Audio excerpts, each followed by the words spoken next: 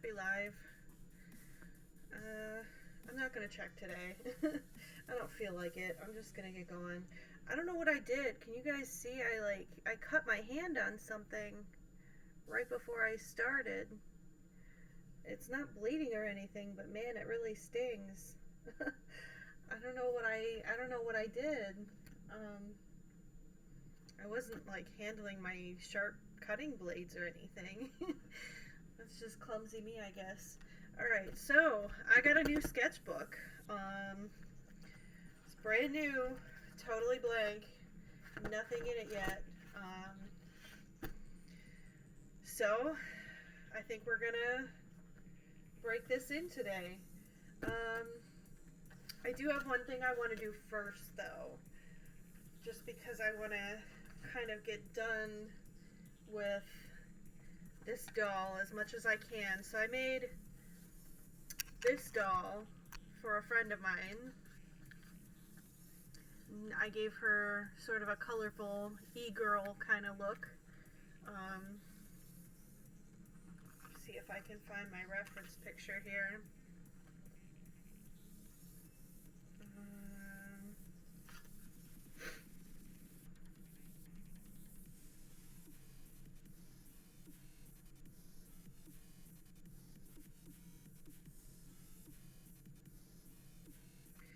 So this was my reference image. Trying to turn it so that the glare isn't so bad, but it's just going to be bad everywhere. So I'm going to give her lashes and then put her eye mech together so that I can set her aside for today. So first I'm going to pop her head off. I didn't adjust her neck for head tilt yet, so I'm not going to put her completely back together because I'm going to have to do that first. So this is the face plate again, and we're just going to glue on some eyelashes. I have a box of eyelashes.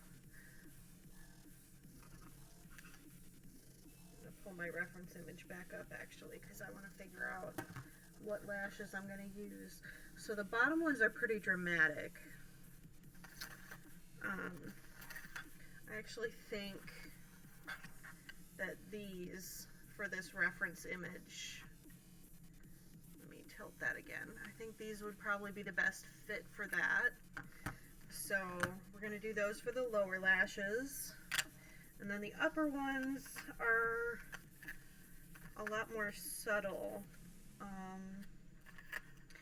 don't actually know that any of these are going to work as is. I may actually have to thin some out. The original lashes were good, but I didn't pull them out before I sealed the eyelids with MSC, and I ended up making them really like sticky. So I don't want to use them now. Unless if I can somehow clean them out. Like, can you see all the stickiness in there? I'm going to try and clean that off actually, because I think these are probably the best fit for the upper lashes rather than anything that's in my box. So I yanked them out for nothing apparently, but whatever, that's how it goes sometimes. So I'm going to do the bottom lashes here while I wait for people to join, and I don't know, when people start watching, I'll go to the sketchbook and start doing some arty things. I kind of want to sketch ideas for colors for my alien girl, my little lizard alien, because I have a basic color scheme in mind. But I found this cool, well, I didn't find it. A friend of mine on Facebook posted a link to this website that you can pick one color and it'll build you like a color palette. So I picked the color that I bought for her base skin tone, and I built a really nice palette around that color, and I think I want to try and sketch some ideas with those colors. So I have my pencils and my fine liners and my watercolor pencils over here ready to do that. just going to do these first. So, the way that I'm going to do this, since they're already sticky, I'm going to use the stickiness to kind of stick them down so I can figure out where to trim them, because obviously you're not going to use a whole strip of lashes for a Blythe doll face. So, let me just try and stick this in the corner here. And sort of wrap it around. And it looks like the girl in the reference image has them going about 3/4 of the way around. So I think I'm going to do the same. And I am going to put them on so that they point down. I wanted to kind of take advantage of that stickiness so I can figure out where they're going. So I think I'm going to cut right at this line here. And I don't, where's my little scissors? I got thread snips, that'll work. Gotta improvise because I was not as prepared as I thought I was apparently. So I'm going to try and go in between the actual hairs here.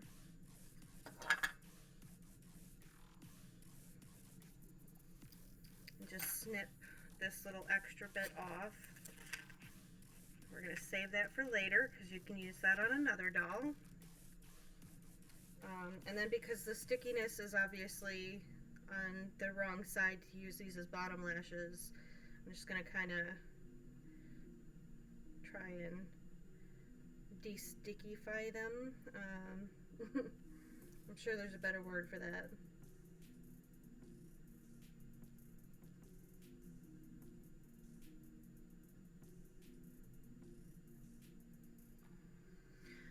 Also, I can see that there's a little bit of, I think it's like a strip of glue or something going through them vertically. So I'm just going to try and separate that out of there before I glue them down, because once they're glued it's going to be harder to fix things like that.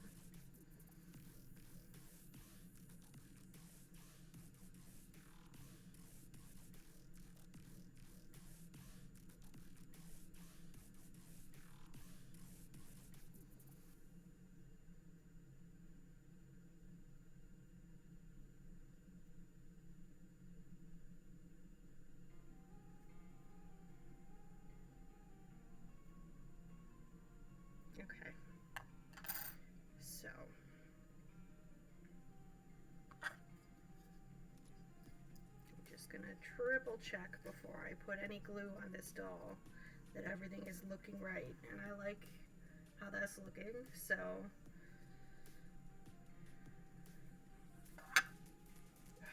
this itches, this little cut on my hand. I don't know what I did.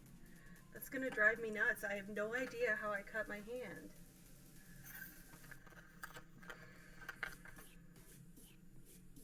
Not grab toothpicks, did I? I'm gonna grab a toothpick really quick.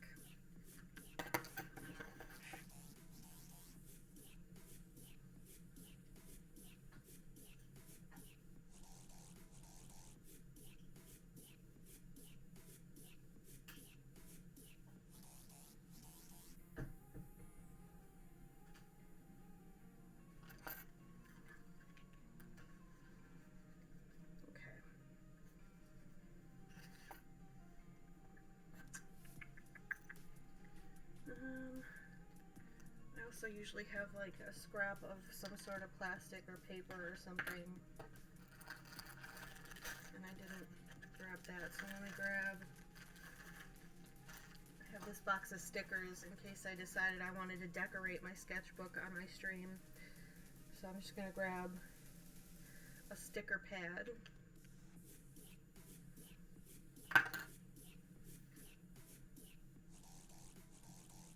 Just take a little bit of this. This is kind of like E6000, but it is a quick dry glue.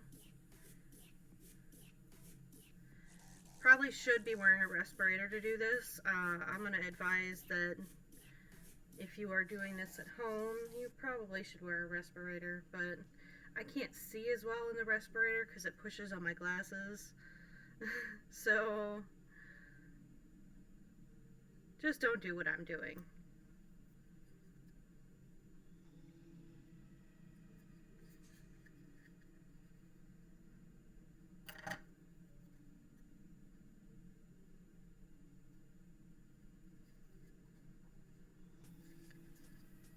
Push the lashes into the glue. And I'm going to take paint and actually paint over that glue strip once this glue dries. And that's going to take down the stickiness too. But this is just to get them on there. And I actually put them too far over, so I need to lift them a little bit and scooch this way. That looks a little better. So push them back down. I think I need a little more glue in this corner. I don't know if you can see, probably can't because of the glare in that exact area, but this is already really tacky. It is very quick dry. Like they're not joking with that quick dry. So you really want to work very fast with this glue. In fact, it's too tacky to work with already. So I'm going to put another little blob down. Grab just a little bit of that.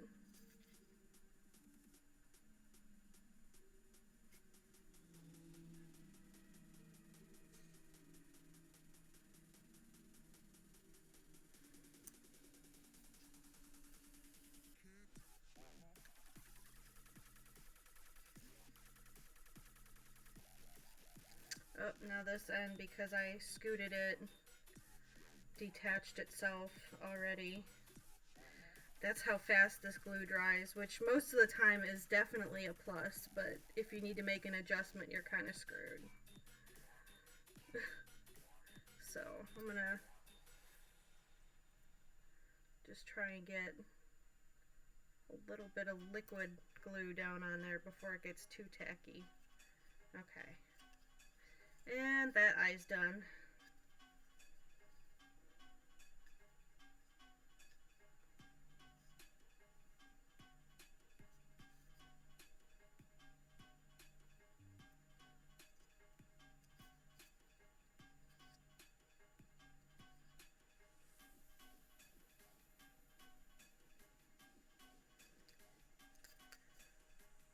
You can kind of see as I push it into the glue, that sort of props it back up. Hey, Kara, how's it going? So I'm going to break in my sketchbook as soon as I get done with this doll here. We're going to see how well this multimedia book will hold up to my watercolor pencils because I didn't have markers handy. So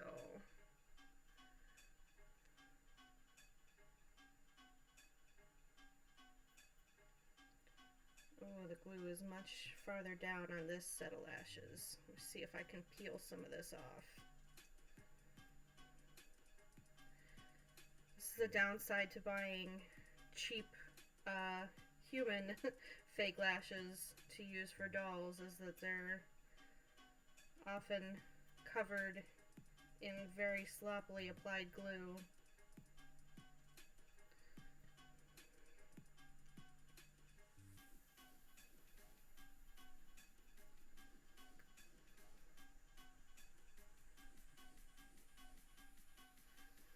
Yeah, you know, I'm doing alright. It was not a great start to the day, I'm not gonna lie. I got to start my afternoon by calling my bank and track phone to get an automatic payment canceled that was supposed to be canceled last month that I never even authorized in the first place. So that was fun. But it's better. It's looking better already because this is going pretty well. So, all right, and I think 3, 4 points. So I want to go 1, 2, 3, 4 points, and then a little bit of the short hairs after the point. So I'm gonna snip this one, I think here, and let's see how that looks.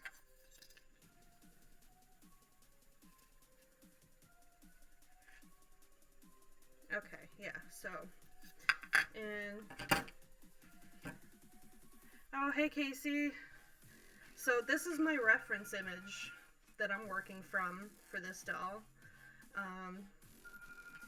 So I think she came out pretty good.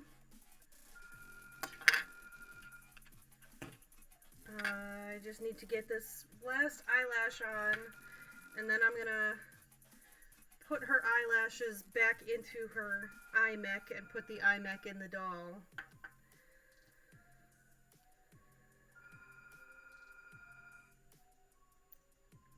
Yeah, it's the worst part is because like track phones, because it's an inexpensive company, they have all of their customer service outsourced to India, so you always get people who have like, hold on.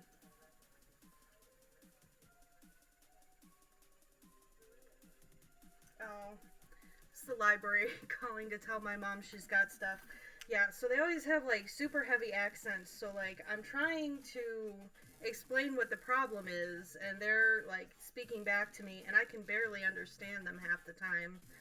This guy was one of those that's just like super cheerful, and I'm like, I know this is your job and you're using your customer service voice, but like I am beyond pissed at this point because last time they almost overdrafted my bank account with this automatic payment that I don't remember authorizing in the first place.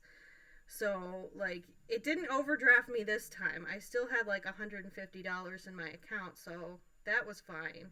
But, like, I was told that it was canceled last time, and I had to go through like all the hassle of getting through their automated call system, which is just, they have one of the most asinine call trees that I have ever dealt with. Like, it started me over at the beginning after it supposedly had checked me in and put me in the call queue. And I'm like, what the hell is this? Like, I definitely already gave you all of this information. And I don't know. It was just, it's not a good way to start the day. So, but it's looking better because, I'm doing fun art stuff now. So that's always a good start.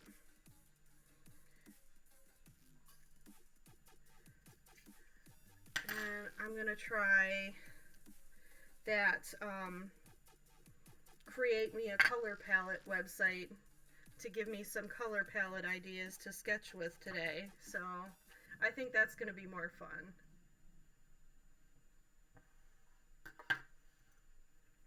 Yeah, I'm thinking of looking into a new phone plan, so I may look at Mint Mobile, because I'm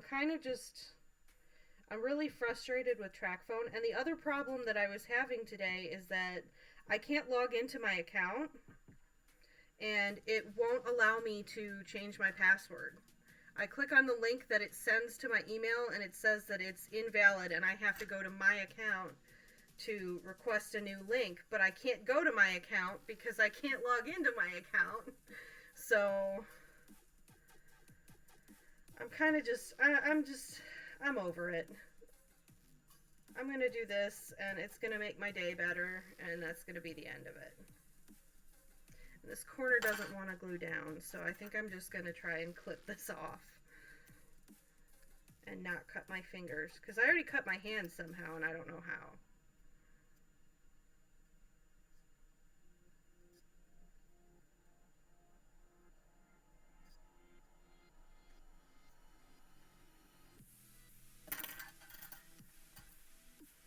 Yeah, they're really frustrating. I do not recommend them to anyone unless you are genuinely really poor and it's the only thing you can afford. Because every time I have to deal with their customer service, I just want to scream. I'm gonna get this little ball of glue out of the way here. Trying to do it without scratching the paint. I may just leave it and just paint over it because it's just... I'm going to paint over the lash line anyway to get rid of the stickiness on top of the lashes.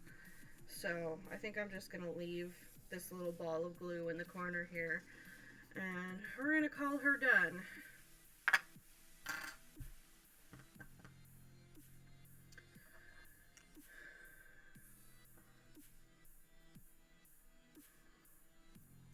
Oh, you made muffins? I'm jealous, man.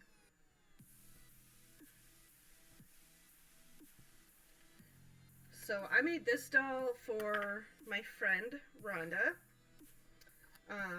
She is actually the person who got me into doll collecting as an adult.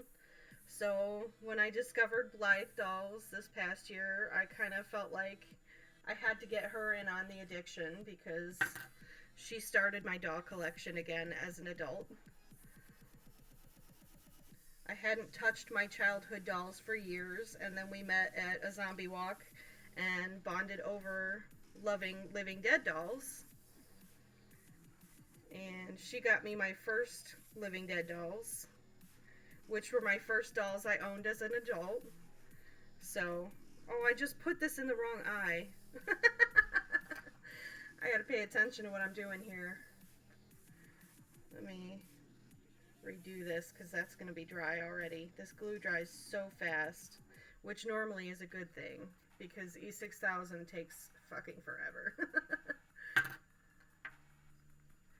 Oh, dude, yes, that would be awesome. I would love some eyelashes. I have my little box that I was pulling from today, and that's pretty much my only stock that I have left. But, you know, I use people eyelashes for dolls because they're way cheaper, and they're basically the same thing. If you buy doll eyelashes from the doll manufacturers, they charge you per lash, and they're the same quality, and you can't really get a good price on them. I got these. This box had like 12 lashes in it, and I think it was like $6. So you kind of can't beat that. Alright, I am going to have to wash these. I think I'm just going to try and do like a soap and water wash because I just got the MSC spray on them, but I'm wondering if I can just paint them.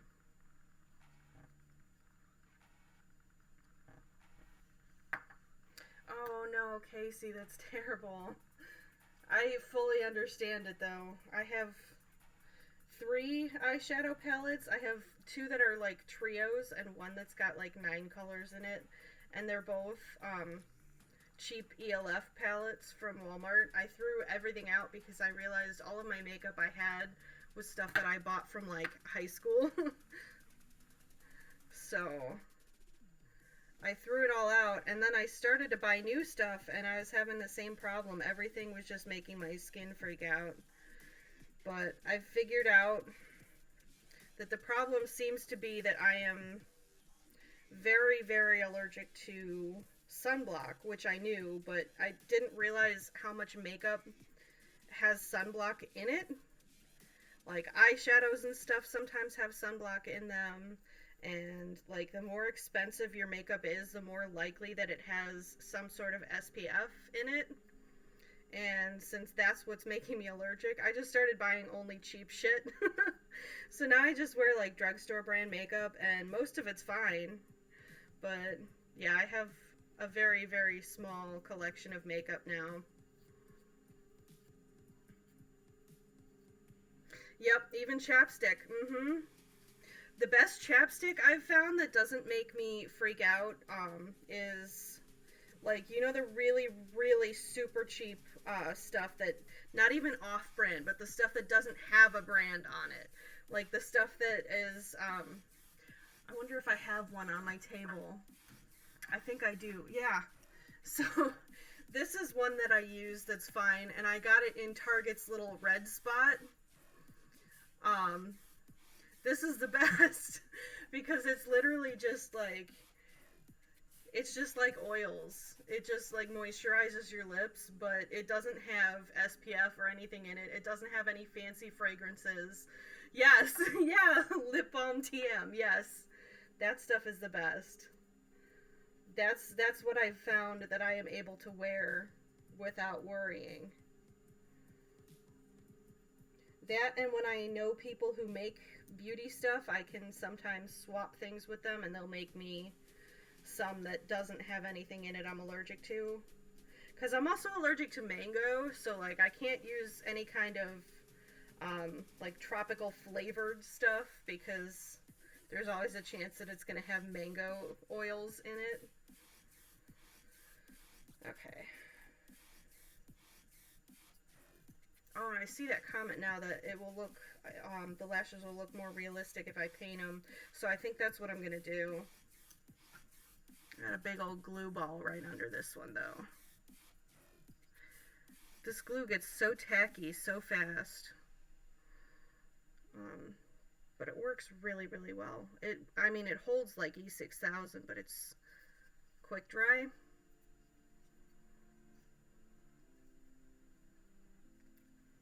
Okay, so that's good. I'm going to reinstall her iMac.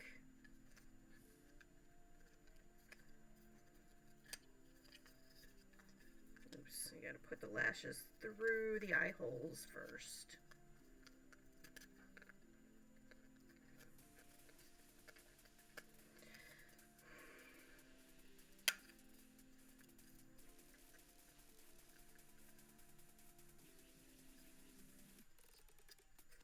Now untangle them from the lower lashes.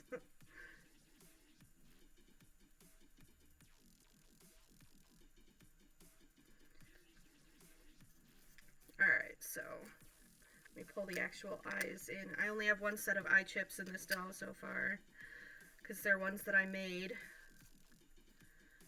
So now she has a fully completed face.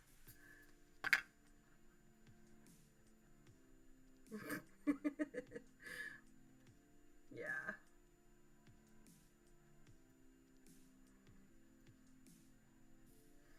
Okay. So let me just pop her somewhat back together. I have to carve her neck a little bit so that her head can tilt before I put any screws in. And I gotta put the strings in to operate the iMac, but this is the back.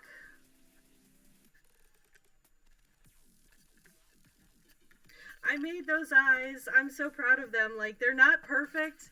They're definitely a little bit cloudy from certain angles because the resin detached a little bit from the background, but they came out really cool.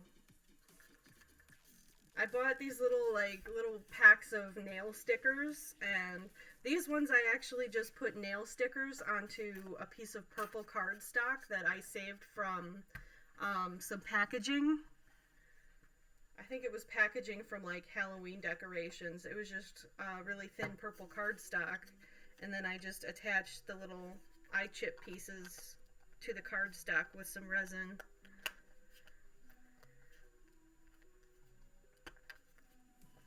Alright, so she needs her hair brushed, but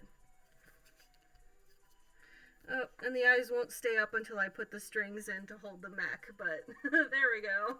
Kind of sort of finished. So now at least she won't be half put together on my table. Okay. So where did I put my sketchbook? There we go.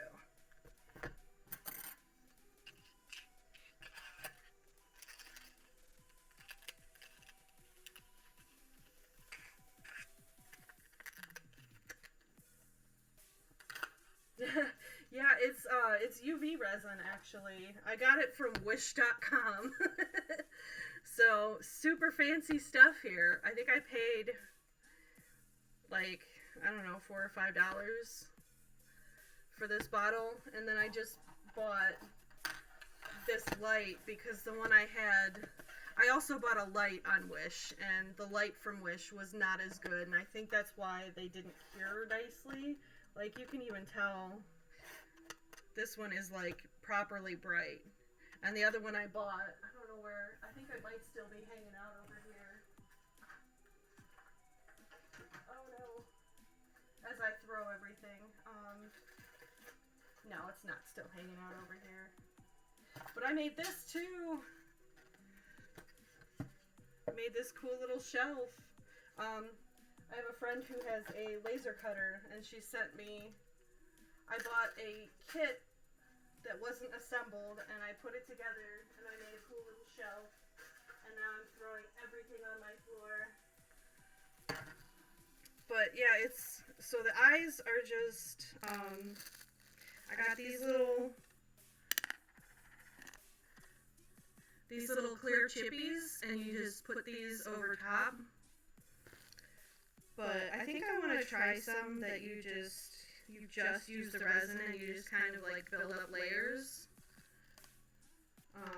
I'm not really good at it yet. Like, there's definitely people who are way better with resin than I am, but it worked out pretty well for my first try. That off of my table because I already don't have much room up here. Oh no!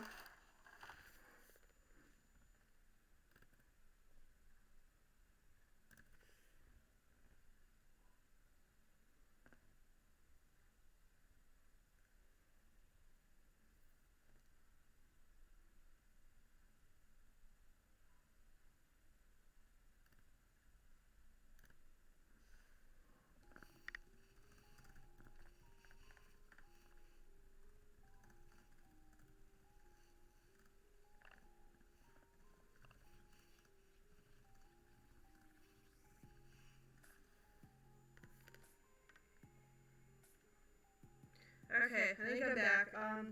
Yeah, my computer is acting kind of wonky. I need to uninstall and reinstall the driver for the wireless network adapter because I keep losing my internet connection randomly. So I don't know if it cut me off like mid-sentence or something. But yeah, it's UV resin. Got it from Wish. Got a new light for it because my old light was not good, and I think that's why some of the eyes that I made didn't cure as well. So I might do that today on stream. I don't know. We'll see how I'm feeling, if I wanna strap a respirator on my face or not. I want to pull up that website that does the color palette, so because I want to sketch out some color ideas for my lizard girl. So let me do that really quick.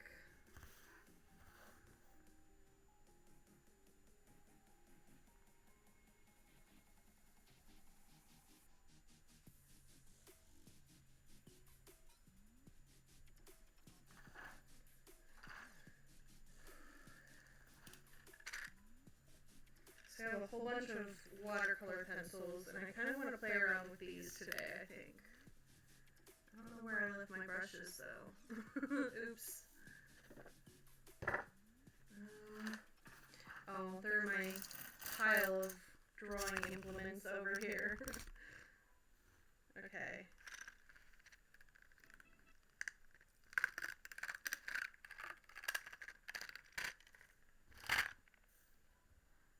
Alright, so what says...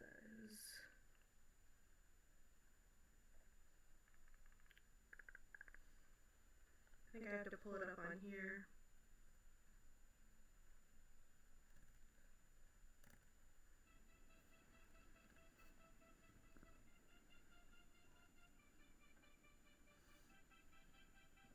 Yeah, okay.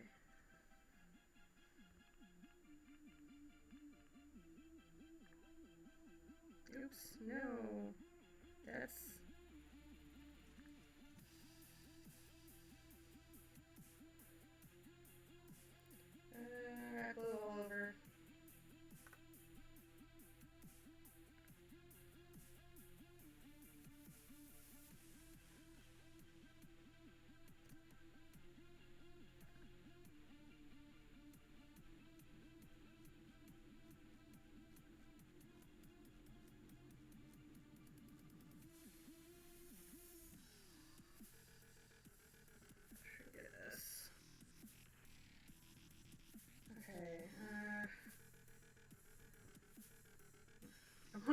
my palette, but like the pop-ups on this site, it's trying to give me the tutorial again.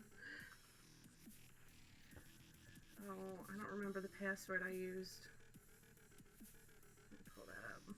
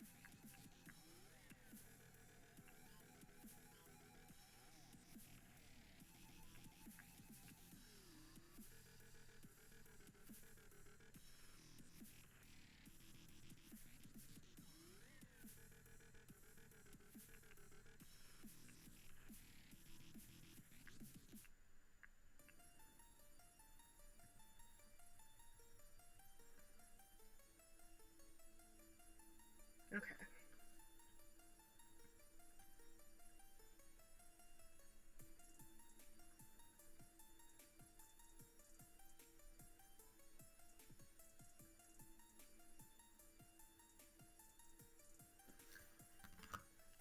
Pull my palette up that I made.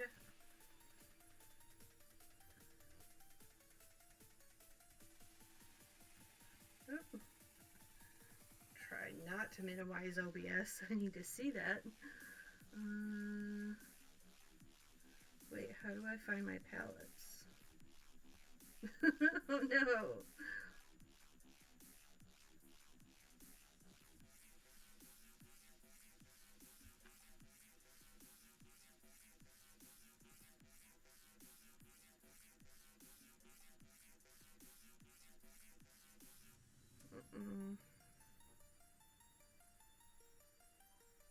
Profile maybe? No.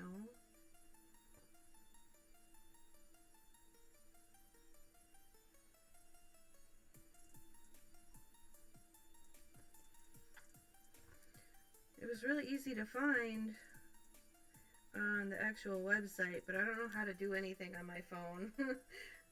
I'm like a boomer with phones. I'm terrible. Okay, here we go.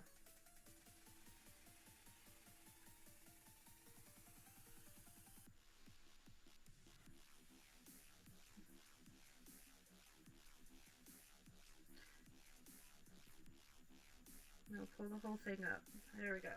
Okay.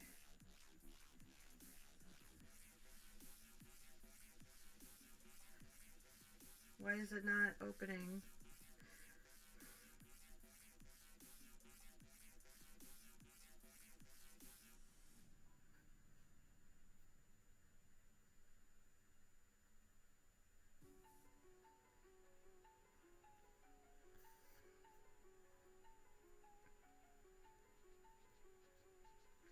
Okay, so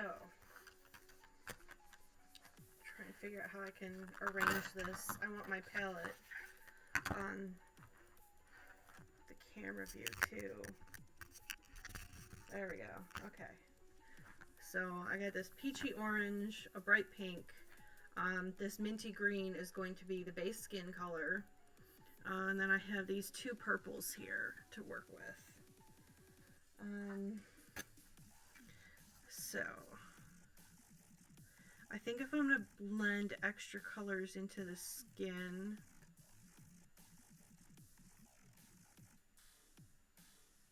probably want to go with this peachy one and maybe the dark purple.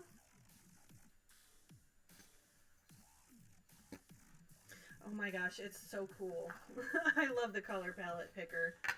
So I'm just gonna put a couple of faces here and work with different colors from the palette and see which I like. And I'm using this because I'm not great at drawing faces, so I downloaded this from Resin Rapture, and it was just a coloring sheet that she made, and I put my pencil on the back to make it a transfer, and I'm just going to use this to draw a couple of faces around here.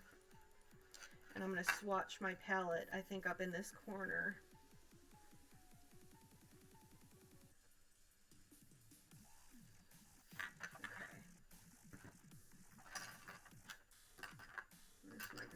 here we go.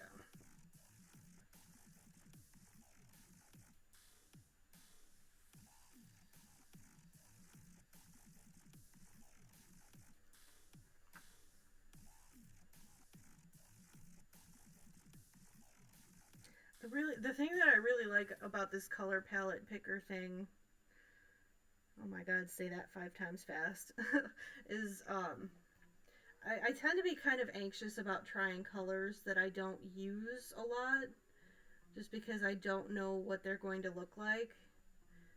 So I can kind of set myself a challenge, and especially for my art streaming days, I think it's going to be helpful, because I can just kind of set myself like a challenge to use, you know, colors that the palette picks for me, and not necessarily just colors that I would have picked for myself.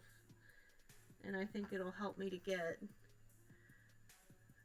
a better selection of colors. I'm going to do this line down the middle here.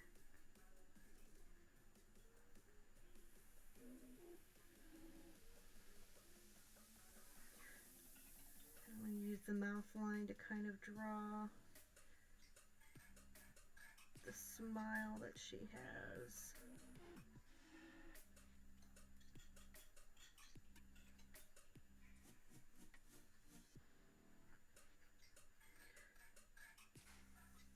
Her little nostril lines.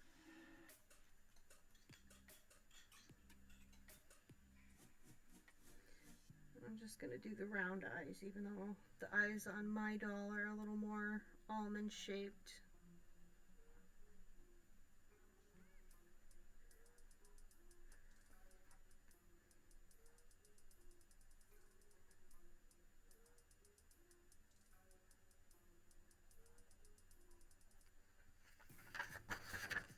Okay, so there's one transfer. I don't know if I can get that on there. So I'm going to do a few. Yeah, I really appreciate it. I hope this works out too, because I want to try and do more drawing again. I haven't really done any real, you know, experiments with drawing since I left school, just because I always felt like drawing was not something that I was just naturally good at, and that kind of made me nervous to try it, because I'm not as naturally good at it as a lot of other people. But I'm trying to challenge myself to do more things that I'm not naturally good at, because how are you going to get better if you don't practice, right? And I think that that's a good skill to have, especially because I do have a little bit of aphantasia going on, so I have trouble sometimes making things out of nothing, because I don't have like a mental picture of what I want. I just have abstract ideas. So I think if I get better at drawing out ideas of things that I want to make, it'll help it become easier to actually make those things, if that makes any sense.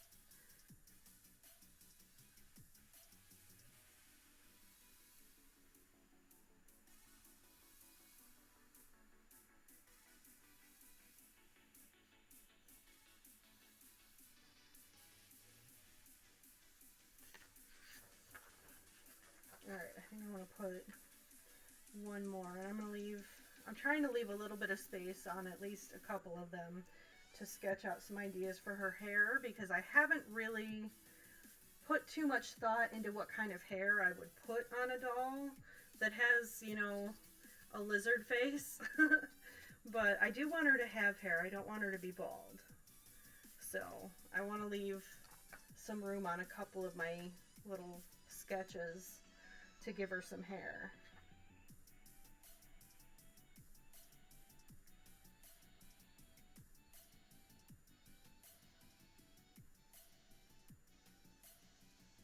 Oh, thank you. I'm gonna try. I just need to get better at believing in myself, to be honest. And I think that I am getting better at that, honestly, because I've been trying a lot of newer kinds of things since I started doing an art stream every week. Like, things that I definitely would not have initially even attempted. And I'm really enjoying it, even when my projects don't necessarily always turn out as good as I would like. I always still have a good time, so trying to get a little bit more confident in just trying things, and if they go well, great, and if they don't, that's alright.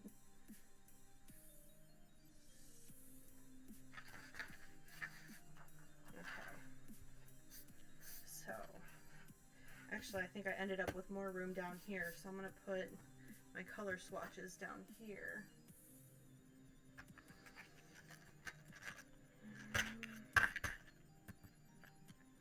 Let's see, I think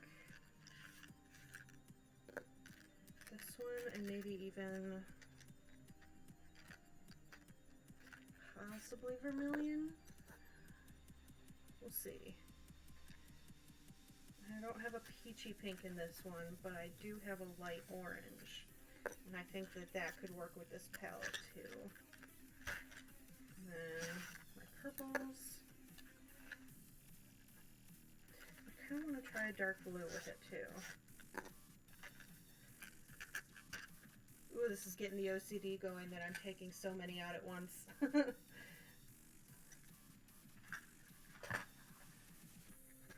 and then I also have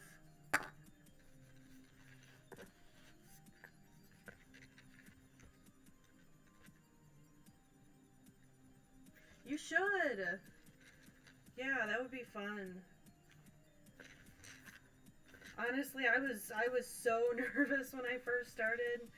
Because, like, I never put myself on the internet before this. Like, I did not put any pictures or videos of myself anywhere public. And then I just kind of started doing this during quarantine because I was bored. And it's been pretty enjoyable, and I haven't had anybody be mean yet so far, you know, knock on wood. So, I've been enjoying it. No, ultramarine is blue. Indigo is my dark blue that I want. And there should be a dark purple in here too. No, I don't want black because I'm going to use my fine liner. Oh, I didn't take out any greens yet. I don't know if I have any in these that are going to match that minty green. But I have my giant box.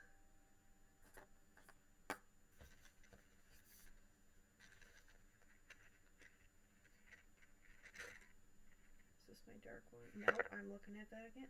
Maybe it is. No, it's definitely blue. Blueberry. Maybe a dark green too. It's not on my palette, but I'm going to use one anyway. There's my dark purple. Okay.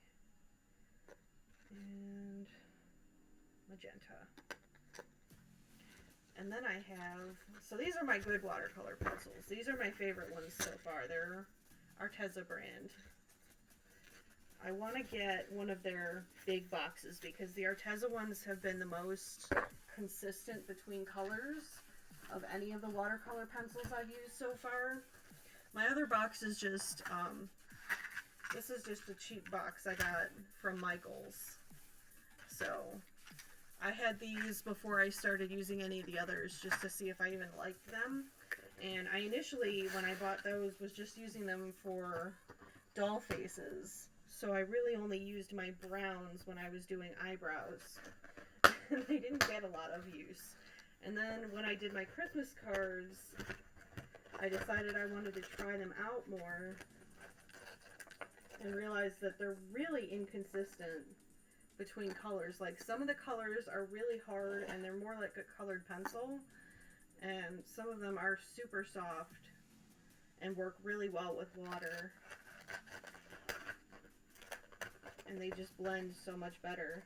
And there's no consistency, so you can't really guess, like, well, maybe it's just reds that are soft and yellows that are hard. It's pretty random. Grab a bunch of these minty colors because I don't have these swatched out yet, which I admittedly should have done at some point. But this one I bought, I think it was Black Friday of last year, and they're one shoey.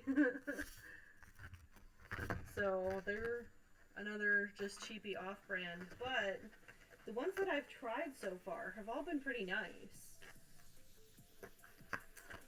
But there's 120 in here, so obviously I haven't tested them all yet.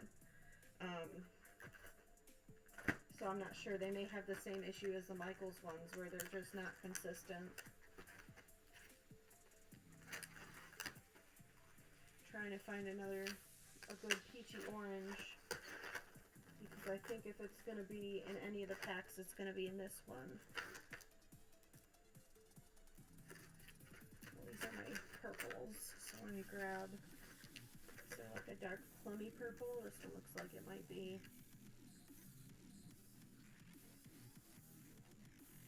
It's not quite as dark as the palette, but it is plummy.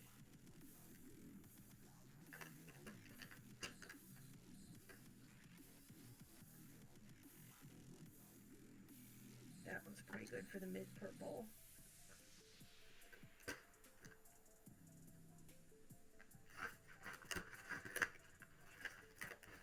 So I was trying not to just do purple and green for my alien girl, because I feel like I use purple and green a lot just because they're my favorite colors. But the palette just kept giving me purples to use with my greens, so I still ended up with 2 purples on my palette. So it is what it is. I think that I also like them together because they work well together. So as long as I'm using different shades, I think it won't be too repetitive. And they are my signature colors, so like those are the colors I use for all of my business marketing. Well, this is almost more orangey than a true pink like that. I think I probably have a good enough pink already, so I'm just going to try and find a peachy color. There we go. Another shade of that. Oh, that's very similar. I think that one's a better match to my palette.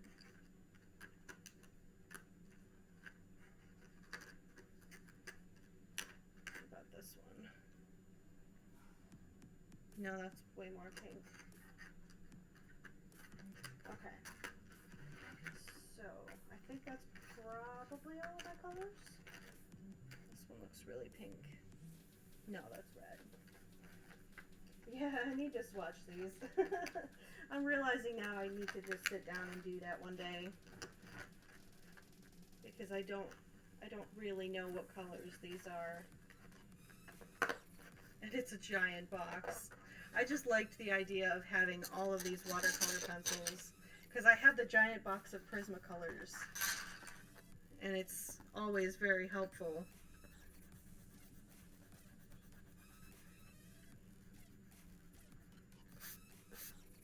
I think a kneaded eraser probably would erase these better, but I lost mine. I put it somewhere super safe, guys. It's super safe. It's so safe that even I don't know where it is. So I ordered a new one. I want to go art supply shopping soon too, but I needed that before I do that.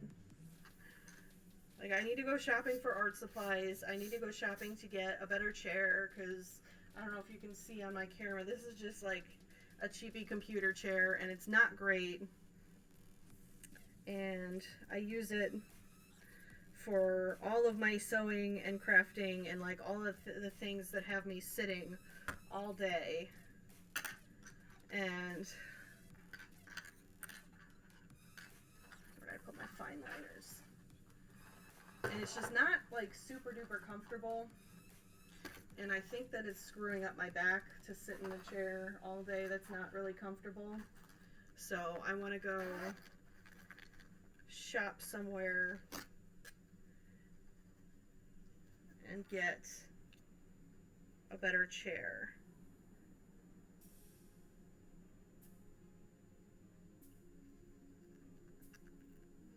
Oh, my micron pens might be dying. I haven't used these in a long time. Yeah. Try another one. Give me a thicker one. Oh, a nice thick boy.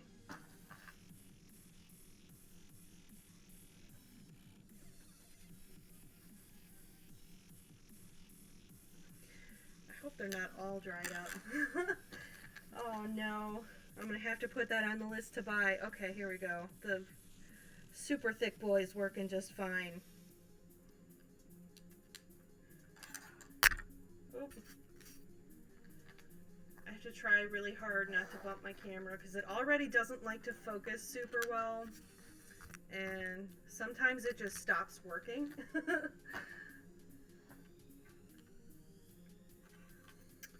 I also need to get a new camera, but I'm not doing that until probably Black Friday because I'm poor and cameras are expensive. But I am thinking that I want to go to like Best Buy or something and see if there's... Ooh, I like this green. I don't know that it's going to work with this palette, but this is a really nice green. Yeah, I want to go and see if there is a camera I can use for both photos and for my webcam, and maybe trade in my digital camera, even though it's like 2 years old.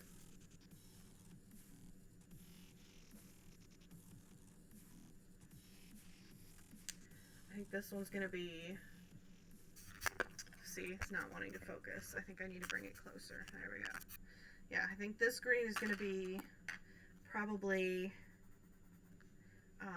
the closest to the pastel that I bought to use for my Alien Girls main skin color. I want to see how this is going to blend because I haven't tried to really blend these yet. And I shouldn't have put the ink on top of it. I'm realizing that was a mistake now. But that's part of the learning process. Okay, it does smooth out pretty nicely.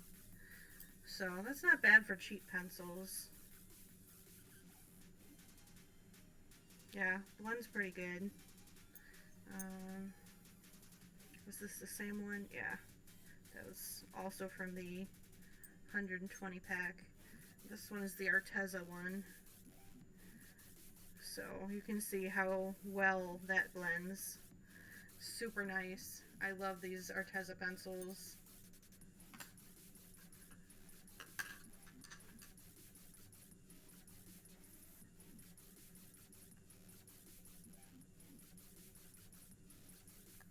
I think I need to make my swatches bigger because I want to be able to see them wet and dry.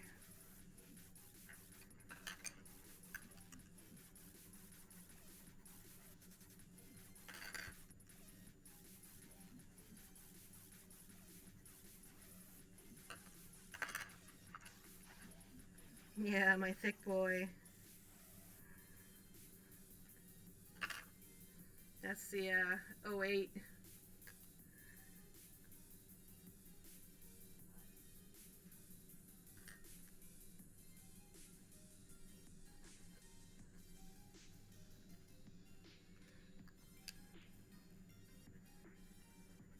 Let me just do a continuous swatch, I think.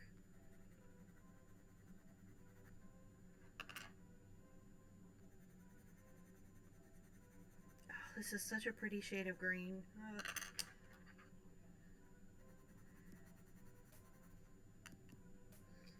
Actually, I think probably the color that I have is sort of in between these two. So I wonder if I blend these together.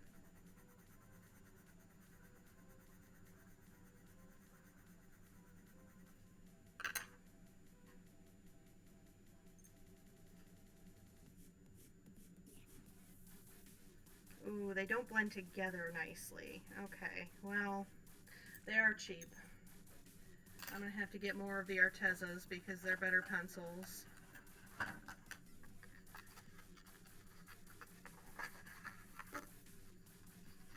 This is what I have. That's my...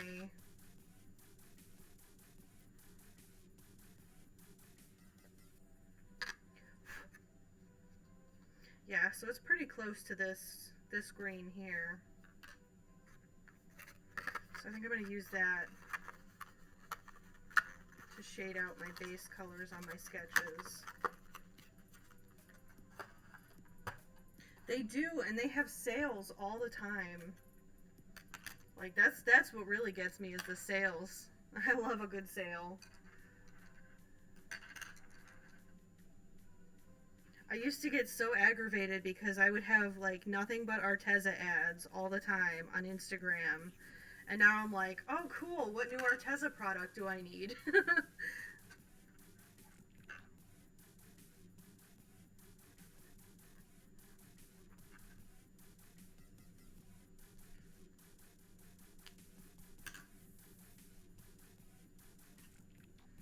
I really want to try their iridescent paints, but those don't go on sale as often.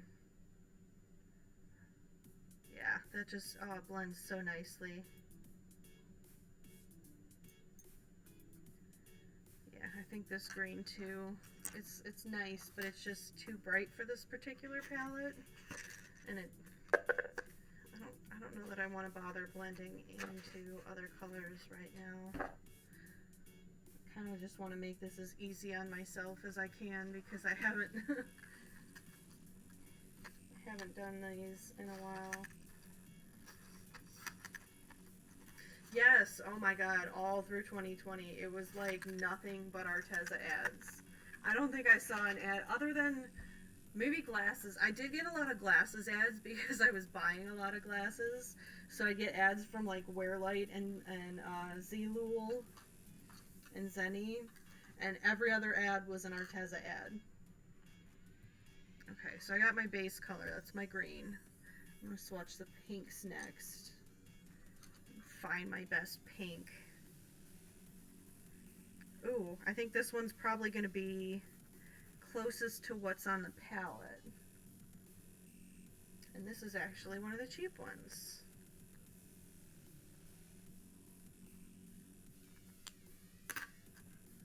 So, let's see if the pinks... So that one blends better than the others. Okay.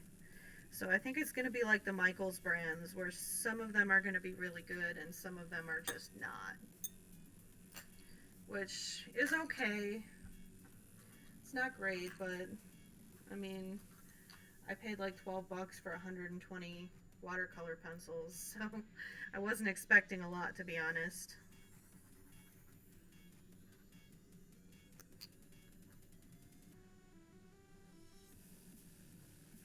So I think this one's a little darker than what's on the palette, but I do kind of like it, and it blends really good.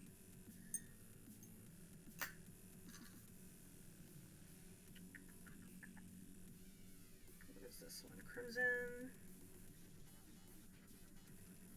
Oh my gosh, that's the same color. That's exactly the same.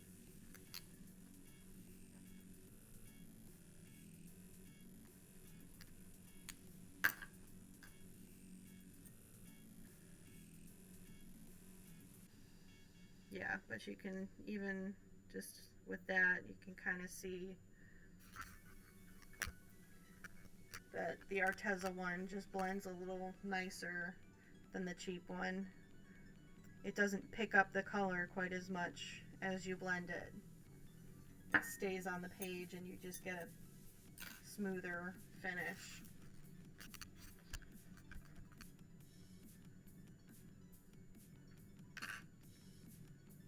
Yeah, I broke my favorite pair of glasses like 3 weeks ago. No, probably more like a month ago. And then, oops, I just did this one, didn't I? No, this is a different one. Okay. Yeah, I broke my favorite pair of glasses and I was really upset. But then, like, the next day, I got an ad from Zlul that they had a pair that I had favorited on sale for like $1. So I got a new pair and I ended up liking them as much as the favorite ones that I broke. So it wasn't like the end of the world. It was just a perfectly timed glasses ad.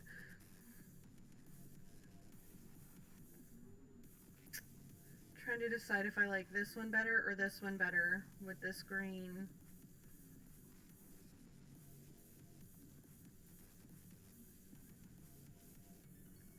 I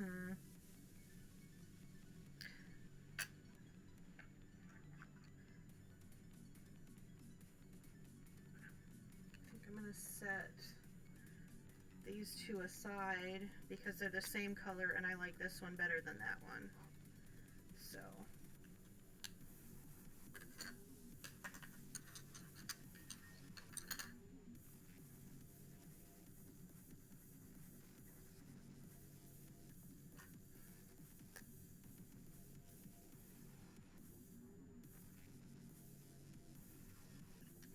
I don't think I like this one as much, unless it looks nicer when it's blended. It does look a little nicer when it's blended. How about that?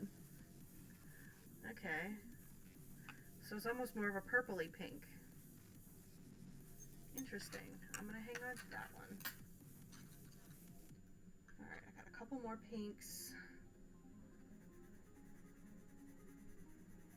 I think this is probably a little bit light for this palette.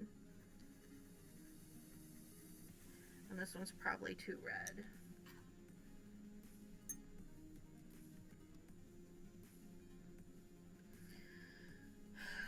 These are the Michaels ones that don't really like to blend consistently. See, the red one's okay. And the pink one next to it is just absolutely refusing to blend at all. So they do work for doll faces because they're good solid lines, but when you want them to blend, they're not consistent. Oh no.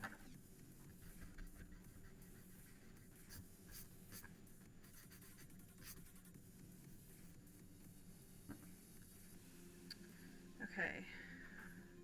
I'm going to do the peach next because I only have a couple. And I'm just going to put them up here right by the greens.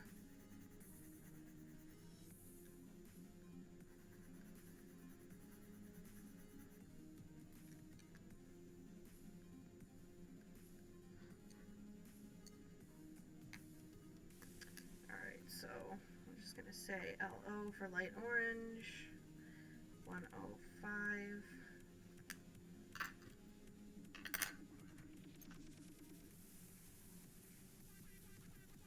That was a lot more water than I meant to lay down. Oops. It took almost all of the color up. Ooh, they do color nicely over water, these cheap ones. Interesting.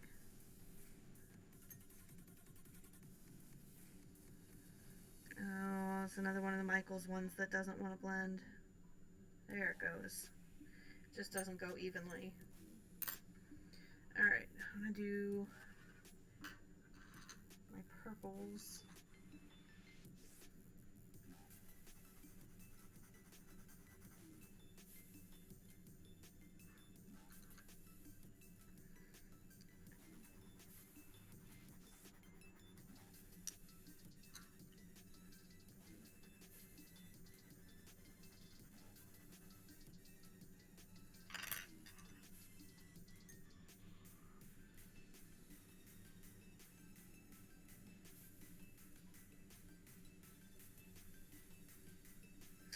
Yeah, that one's not blending.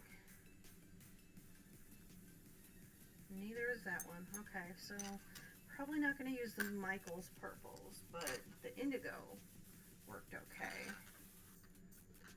Let me grab my other mid purples.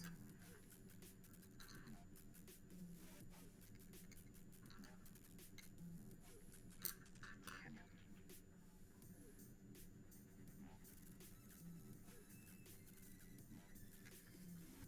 I think this one is a little lighter than the other colors in the palette, so I don't know if I'm going to keep this one. And this one's almost too red.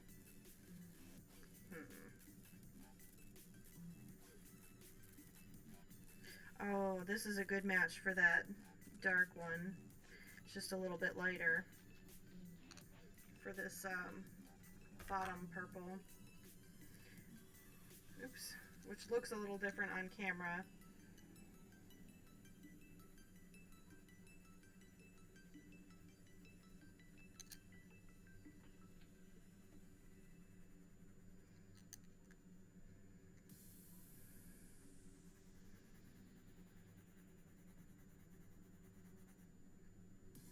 This is probably a pretty good match for that one.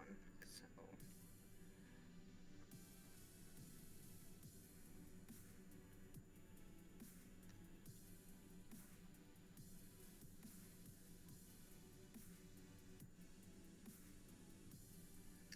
I didn't write these ones down, did I?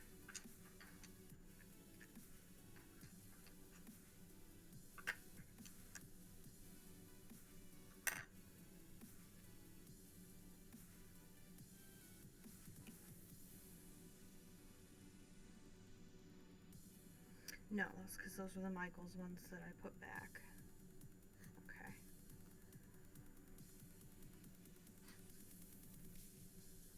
Put I for Michaels indigo.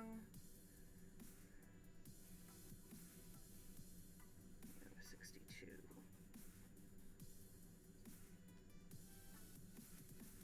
Wait. Now, oh, I got them all mixed up in my hand. Is this what? Yeah, 62.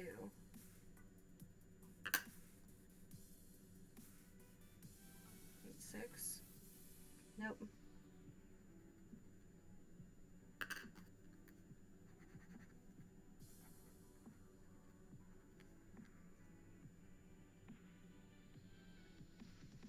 So it had to be this one.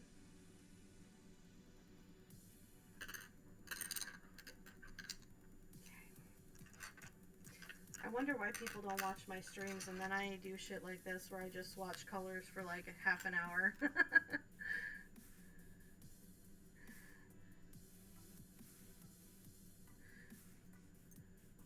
I see why my game streams get more views. It's much more fun to watch me terrify myself with video games.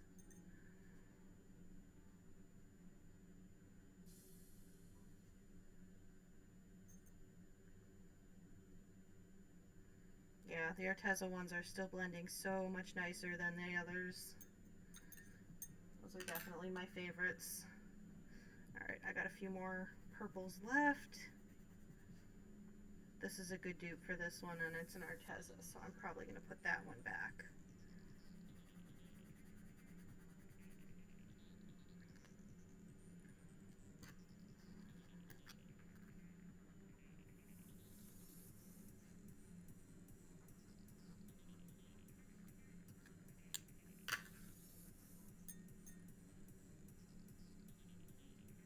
Yep.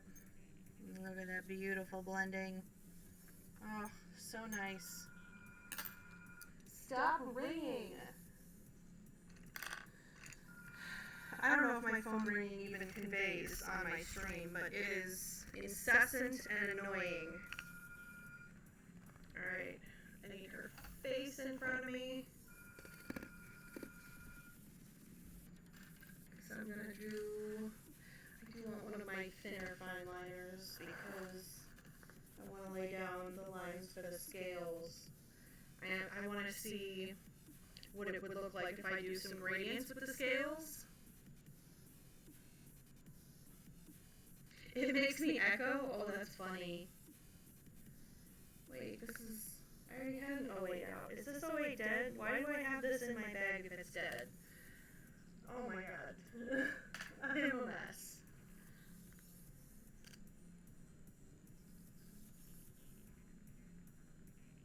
I think the 05 might be too small. Let me try 05, maybe?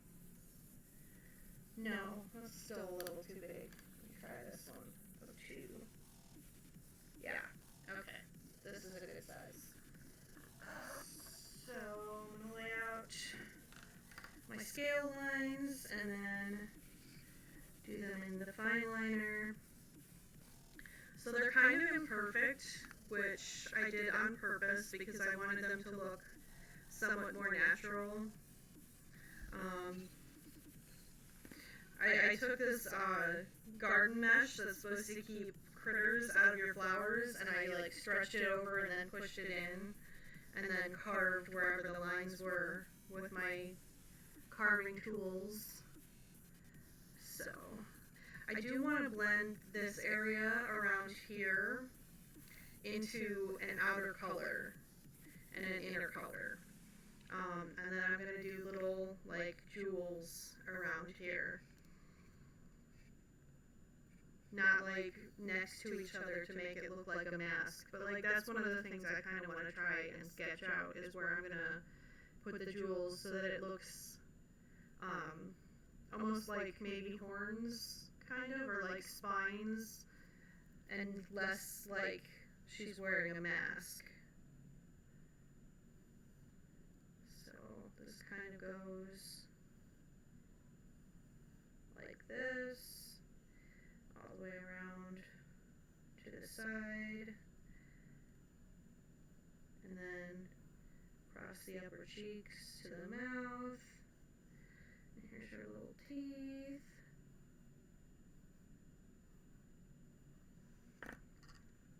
Actually, I'm just going to do that with the pen so I can erase there. Oh, my music stopped.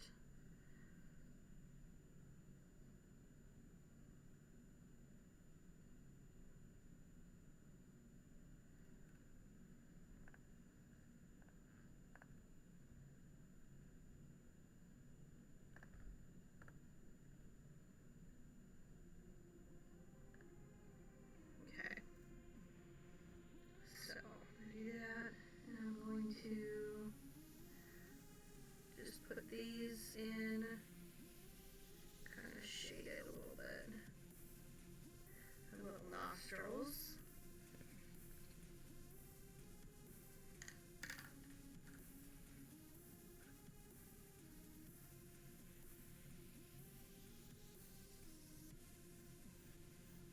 I know I said I was using the round ones just to save time, but I just like to be complicated. I can't make it easy for myself.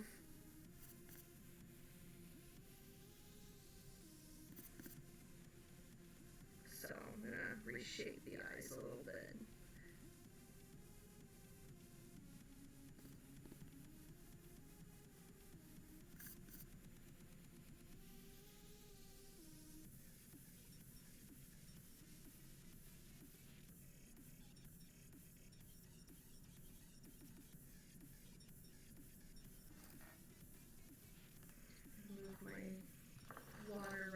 Since I'm not blending my pencils, I don't want to knock it off the table.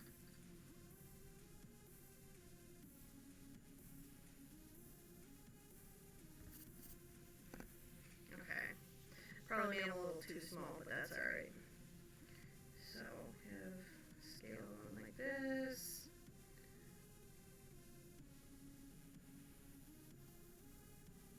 Another one like that.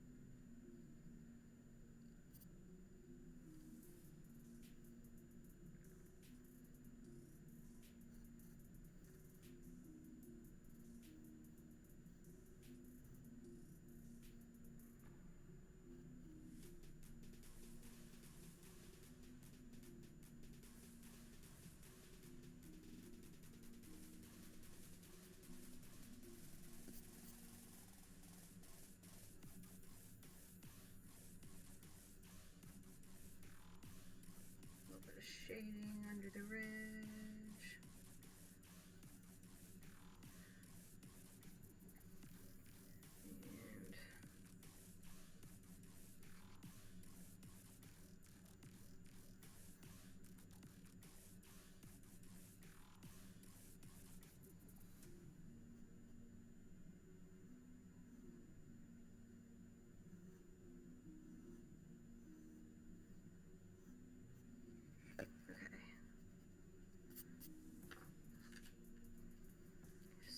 And going to put these in with my pen.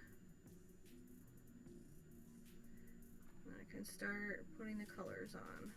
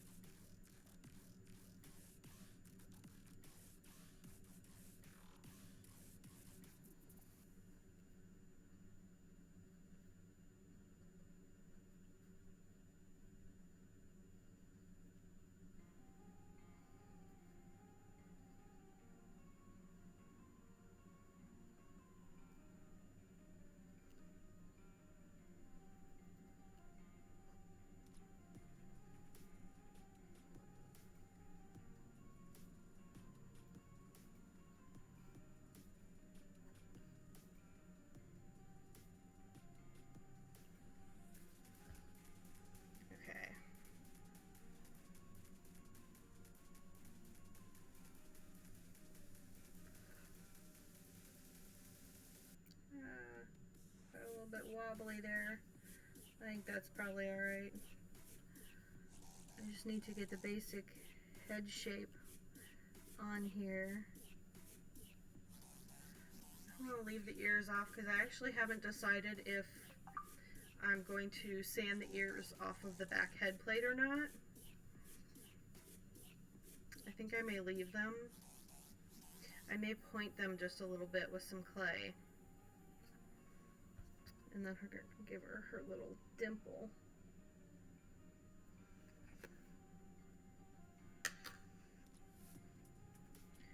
Alright.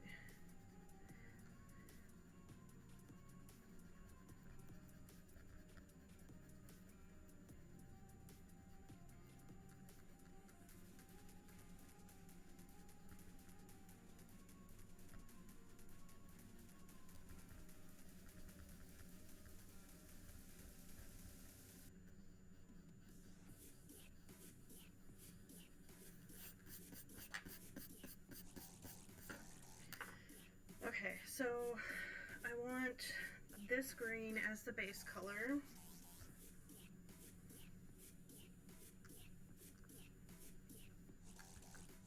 So I'm going to do that around the outsides here.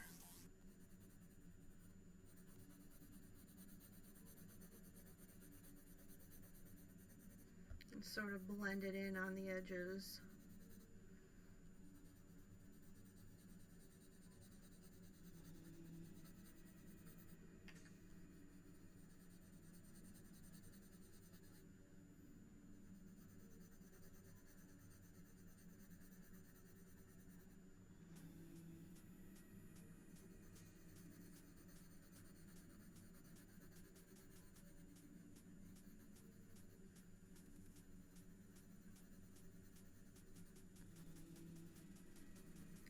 So I'm thinking, looking at this palette, that it might be kind of interesting to do the peachy pink color on the scales instead of the green on the scales. So I think I'm going to try that. And maybe like a pink gradient. Oh, I got a hiccup that's trying to come out. I had hiccups on and off all day yesterday. I could not get them under control. I hope they don't start again today. Yeah, I think I'm going to do the peachy pink on the scales and try and do like a pink gradient on them maybe and see how that looks. So, got the green on the edges and this here. I'm going to put all the colors on before I start blending, just because I think it's going to work better that way.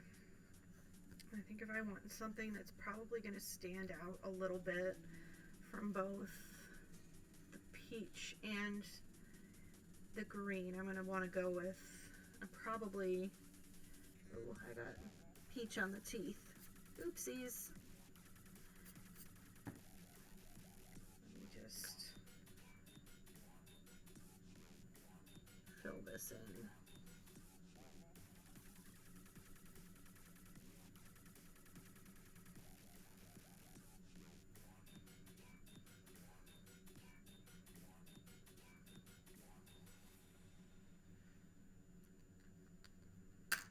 Okay.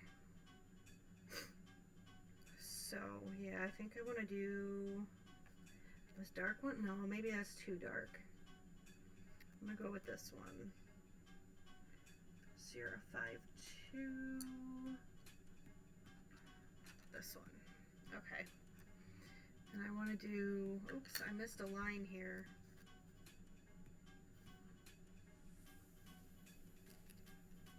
Alright. Now this one actually goes all the way in. Okay, so I want to do, let's see. I don't know if I want to blend the pink into the green. And I just realized I don't have my camera on what I'm doing. Once again, this is definitely why my game streams get more views. I will get used to doing this eventually, I'm sure. So I think I'm going to try a gradient around the outsides of the scales and see how this works.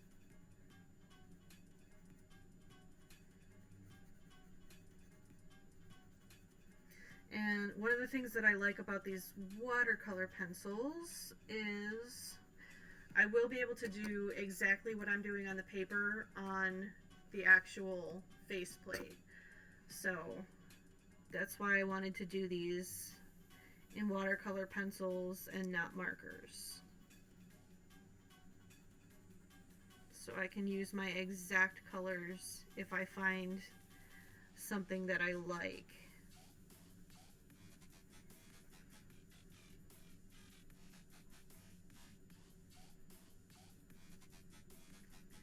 Just trying to debate if I want to, I think I do want to put it right up to the edge on these.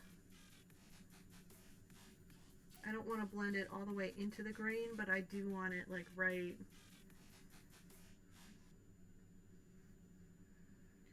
up to the edge.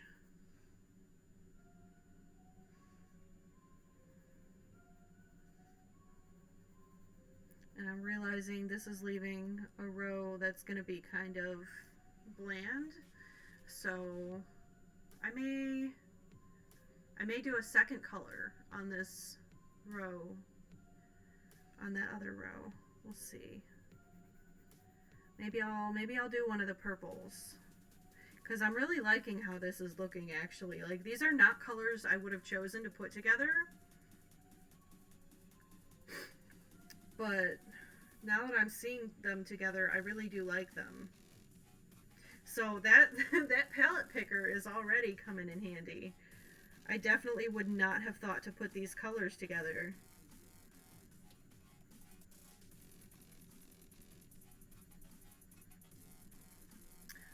I have not looked into getting stickers made of my doll art yet, but that would be kind of awesome. That would definitely be something I would be interested in. I'm not sure how I would go about doing that though. I've never made stickers before.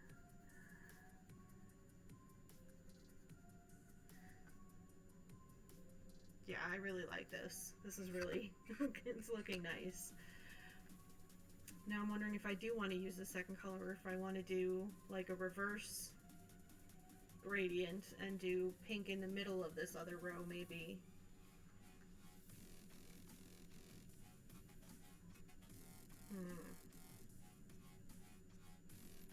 Let me try one of the purples, and if I don't like that, I'll do the next one and do the same colors, but just put the pink in the middle instead. So I think so far I've used this one and this one, and I think if I'm going to pick one that goes the best with those two,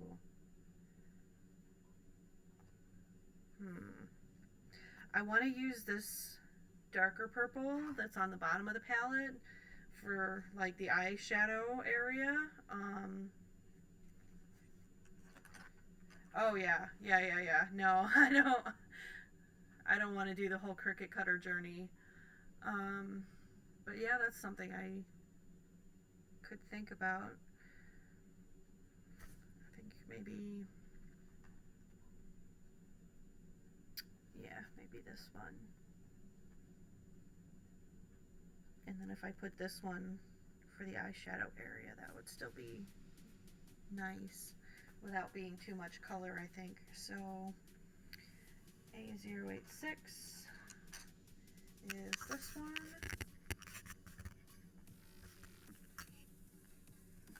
Let's try and see what this looks like.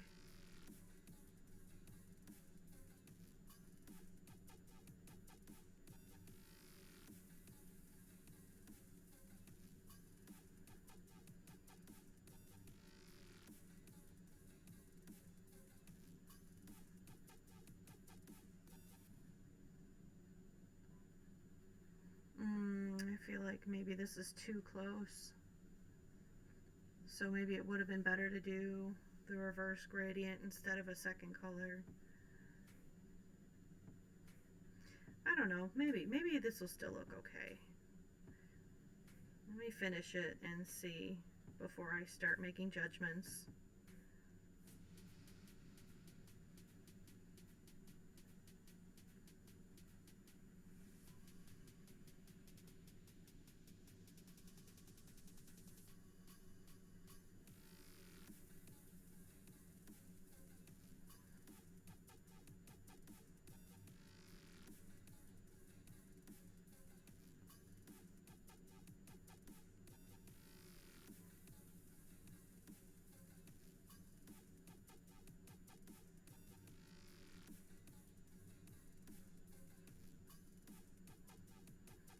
It doesn't stand out as much now, I think. It does look fleshy. Yeah. Which is kind of what I was going for, so that works. And then I wanted 099 to do a little makeup kind of look around the eyes. Add a little bit of eyeshadow here.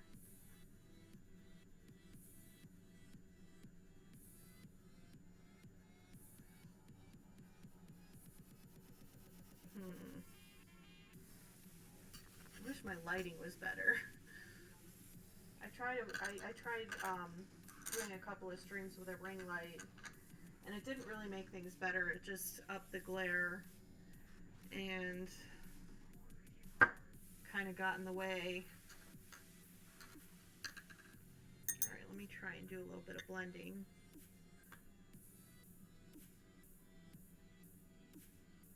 Let's see if that changes my opinion at all.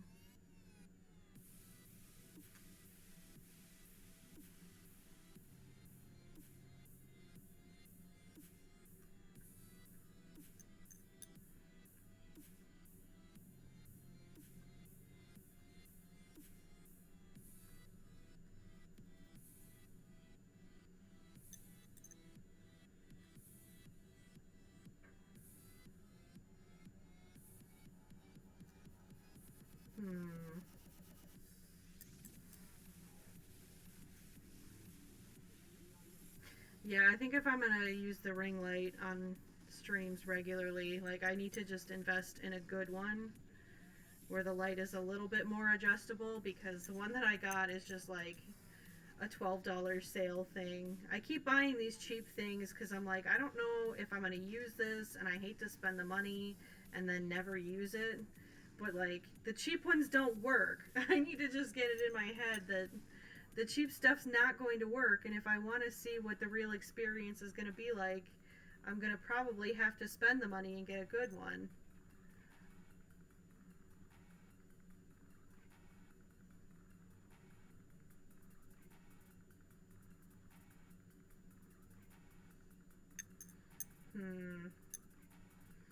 I don't know about this adding the purple. I think it was better before I added the purple.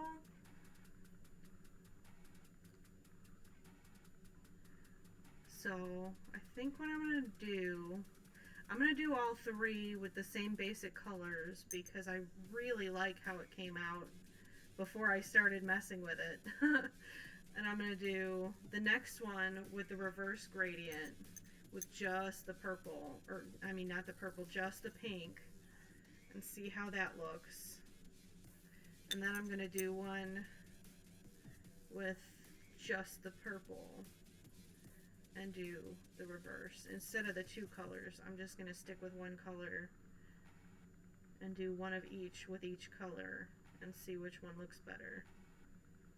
Because I'm not liking the two of them together so much. The more I blend it, the more I'm just not liking it. I keep looking at it thinking maybe it'll get better. Let me just do this one. Nope, I still don't like it. What did I do? I ruined it.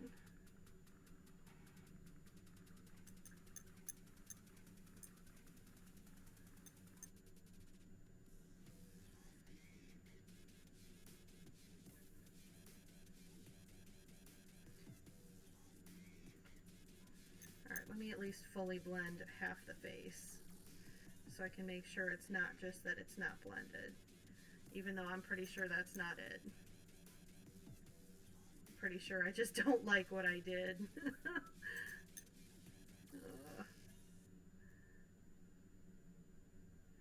Story of my life. I always just try to do too much, especially with doll work, because they're so small. I have to keep in mind that when you work on things that are very small, you have to keep it kind of simple and just let the technique speak for itself. You want the technique to be the impressive part and not how much you can cram onto one doll.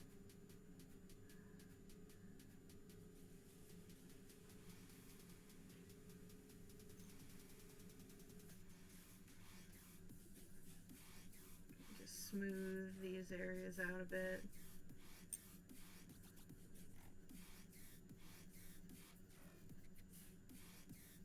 Yeah, the more I'm working on this, the more I'm just continuing to not like it.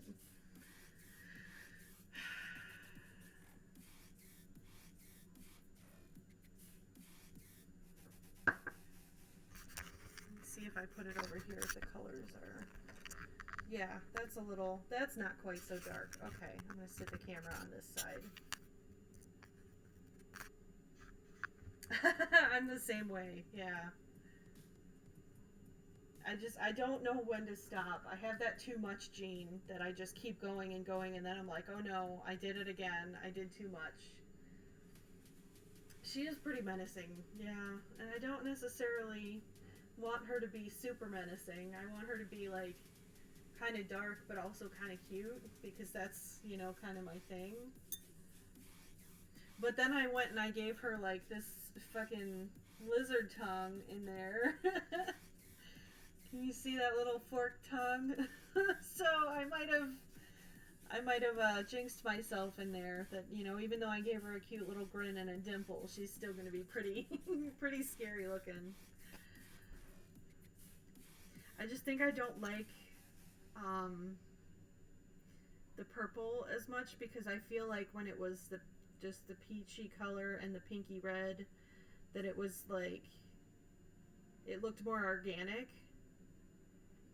And this almost looks like a Harlequin mask, which is exactly what I was trying to avoid. So, yeah, I think what I'm going to do is do another one and do just these two colors.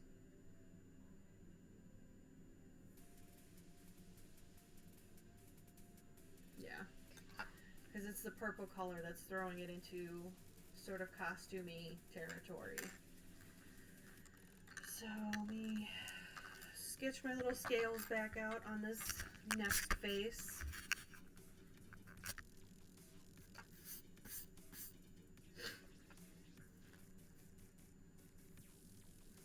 And redo those eyes a little bit.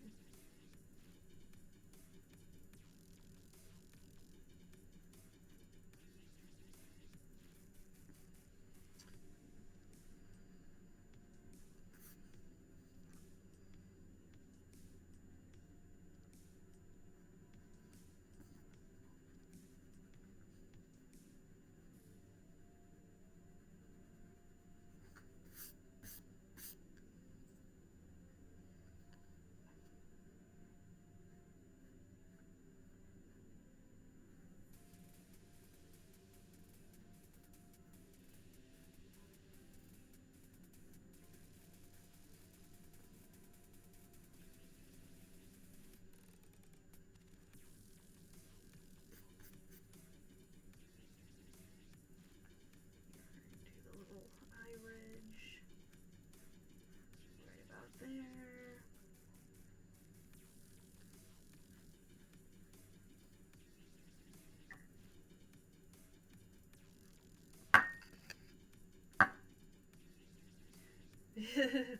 Glitter does sometimes pull things together nicely, but it's not quite going to work in this case.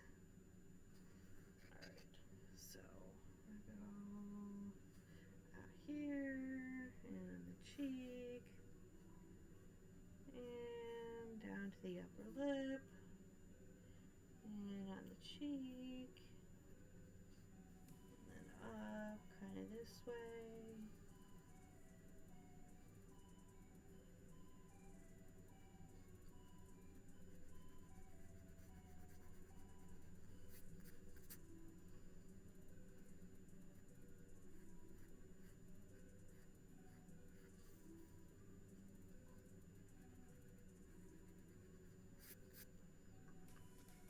I think I probably could have made this easier on myself if I had just done the scales all over the face, but I just didn't want to.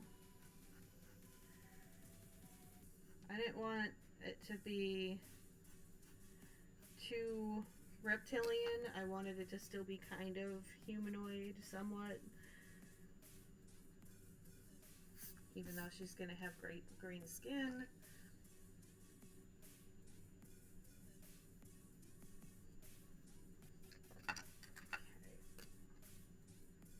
Put her little teeth in.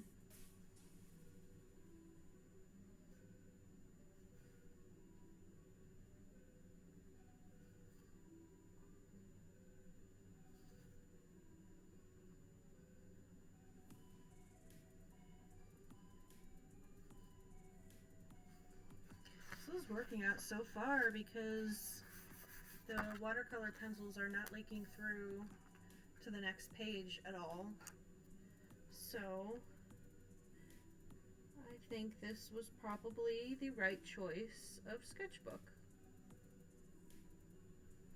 Which means I'm going to have to buy about 5 more in different sizes.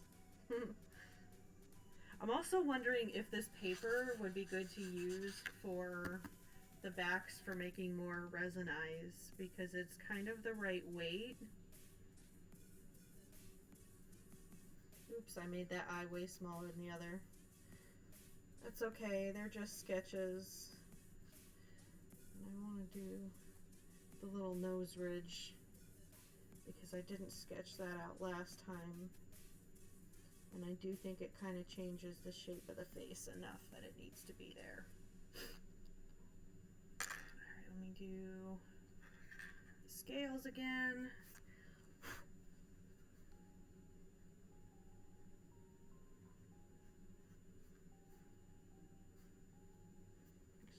start from the middle. Probably be better.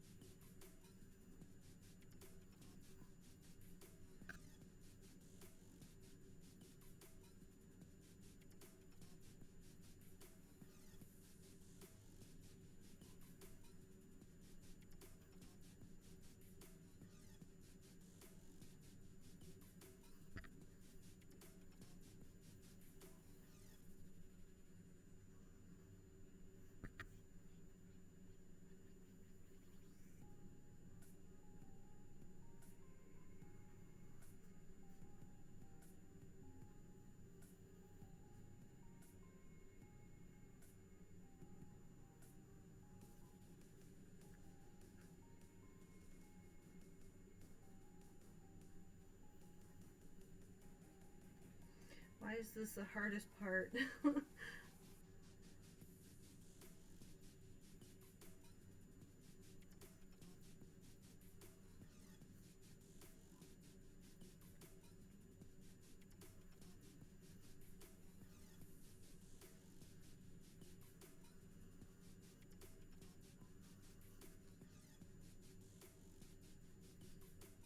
don't know why I'm even worrying about trying to make them look exact, because they really just need to give me an idea of the colors. Like, they're already carved into the doll. I don't need to worry about where they're going. I just need to get an accurate color representation so I can decide what I'm doing. Alright, that's good enough.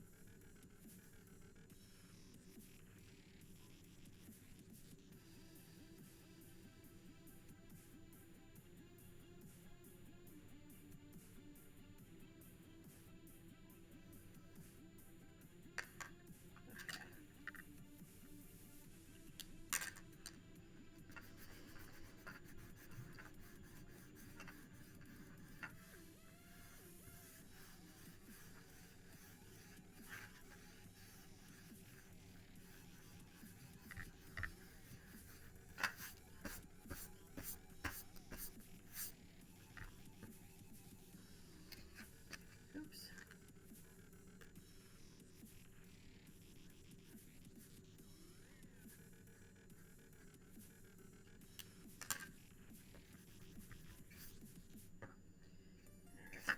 And put the color, base color in.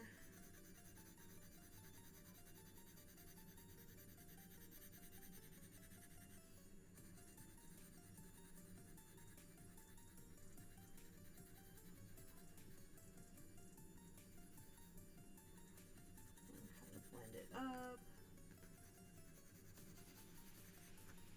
And then peachy one.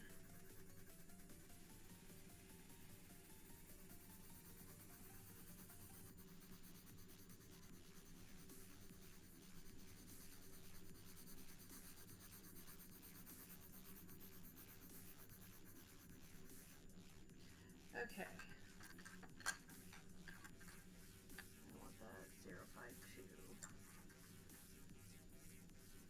me try doing just this one this time.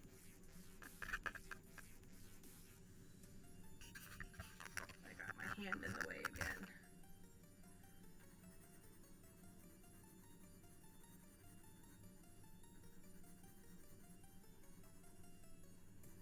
Not getting your hand in front of the camera is definitely one of those things I have to pay more attention to.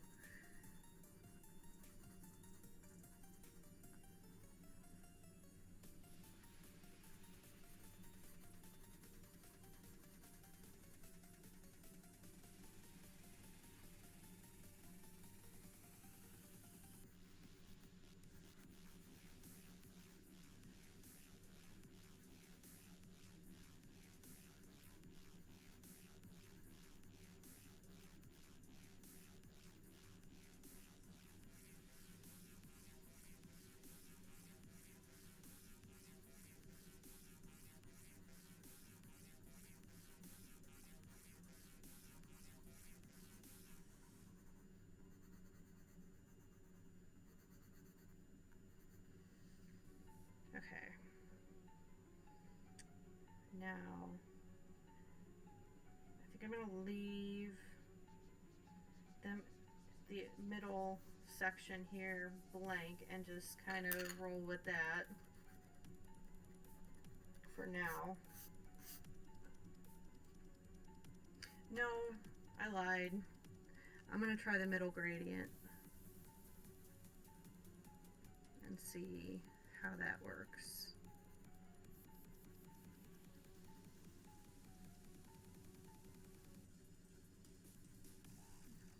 Because I can't leave anything alone ever. Probably would have looked fine as it was.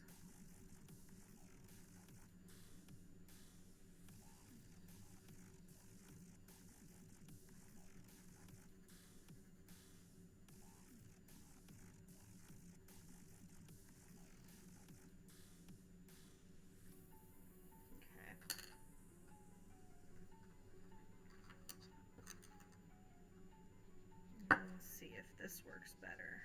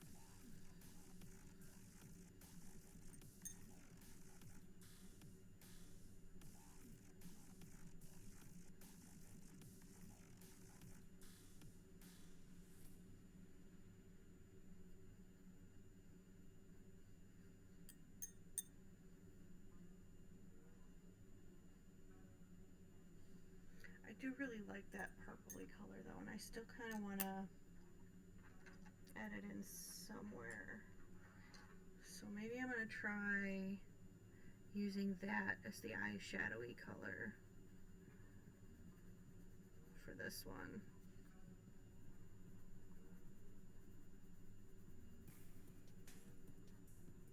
Because it wasn't part of the original palette, but I do really like it.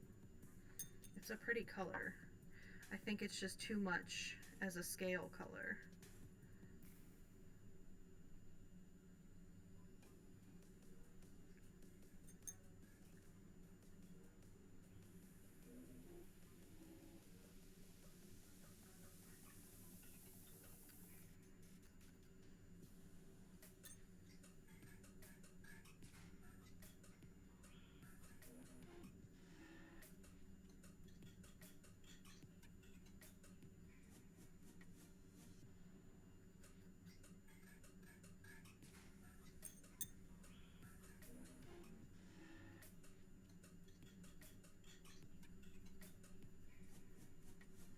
I think that the reverse gradient is working a lot better than the two colors too, I think I like this better.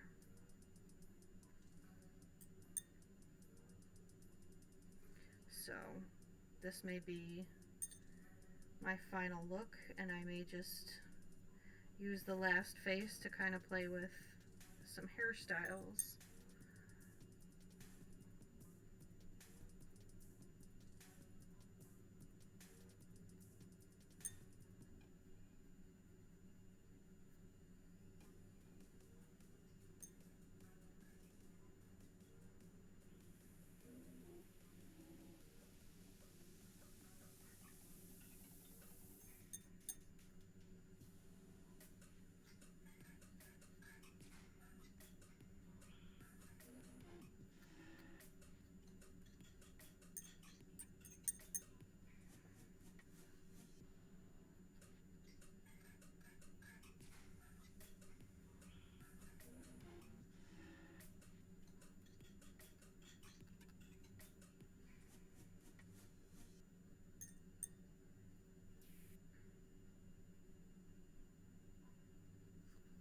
Pause itself again? I think it did.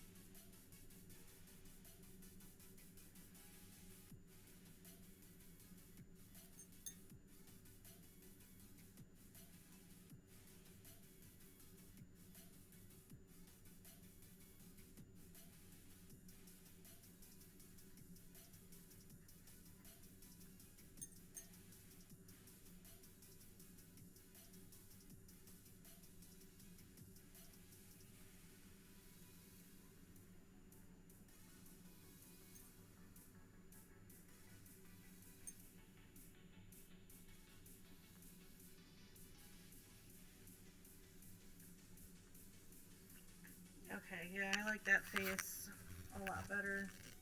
See if I can get, yeah, that's a little bit more accurate to the real colors here. So I'm liking this a lot more with just the pink on the scales, the pink and the peach, and then the purple as an eyeshadow instead. I think that works really well. And it's not mask-like, it still looks, I keep wanting to say natural, but I think organic is a better word for it. And obviously I would blend the colors a little better on the edges. This is just for the sketch.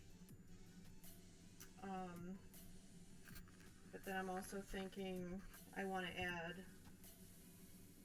some little sparkly bits, but I don't know if that's gonna be too much now that it's got the colors on it.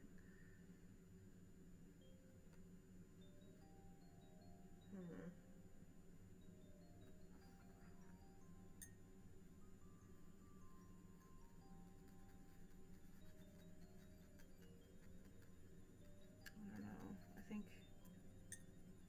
I think I may skip the little gems on her face just for now. If I get to the end and I feel like she still needs some sparkle, I'll revisit the idea.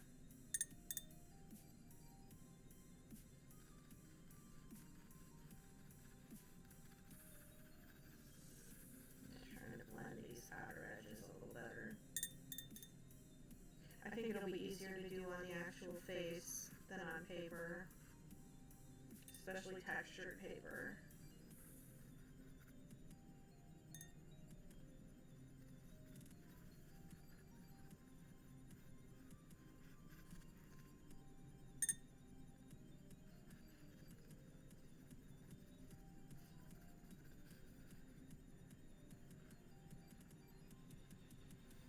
But yeah, I think I really like that.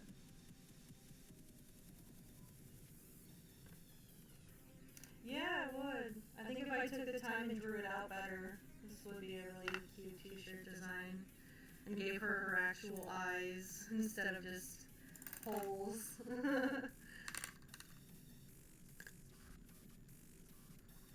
fill those in with the thick boy.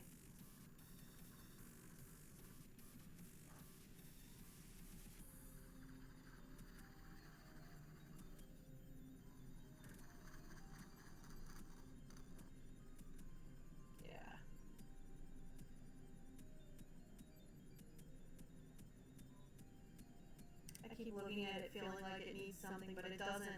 It's just my too much gene. So, yeah, obviously on the real thing, I would go in and add layers and layers of each color and just continue blending them until they looked, you know, a little more organic and not quite so painted. Oh, hi squirrel on my patio.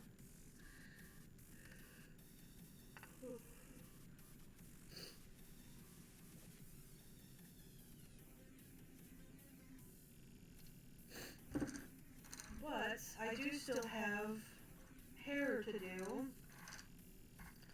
and a whole other color on my palette that I haven't used yet.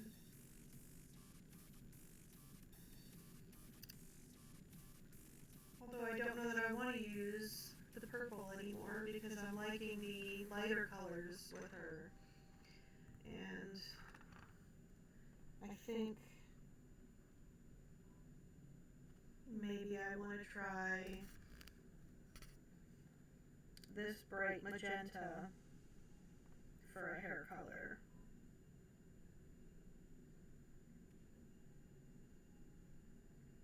I also think that would be an easier color to match in yarn, and I could just make her yarn hair rather than having to buy hair and do like a reroot. Oh, I don't know where the yawning is coming from. Yeah, so let's see. That was a 25, which is magenta.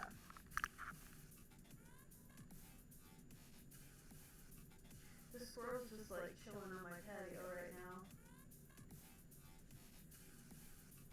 I don't know if I can hold the camera up and show the squirrel on my patio. Nope. Is it gonna focus? You guys see him?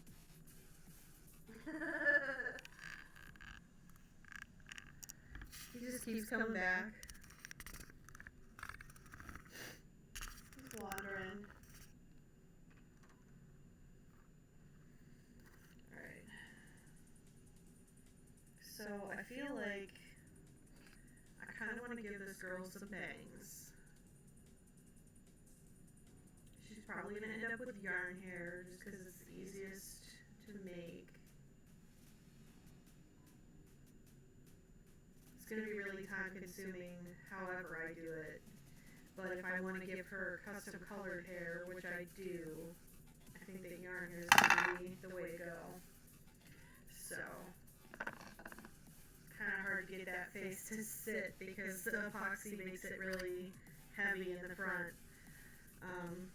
Okay, so I'm just going to sketch some hair on here, and then I'm going to use the bottom one, I think, to sketch out a second hairstyle, so I can try a couple, now that I'm pretty sure that I want to do the face with these colors. So, I'm going to do some bangs.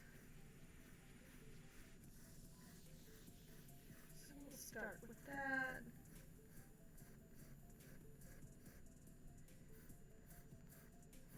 Kind of start from a point just above the face plate. Oop.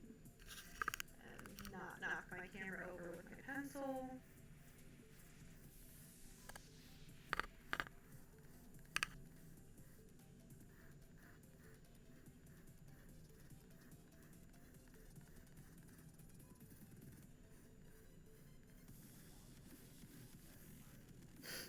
You know, this color may not be, it may be too close to the face colors actually, so maybe I will add one of the darker purples in with it.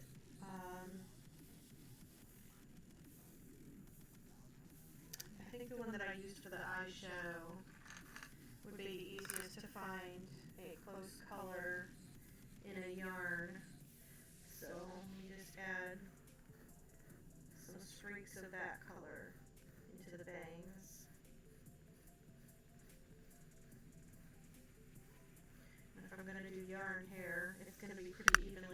highlighted, so I don't need to worry about drawing out highlights or anything.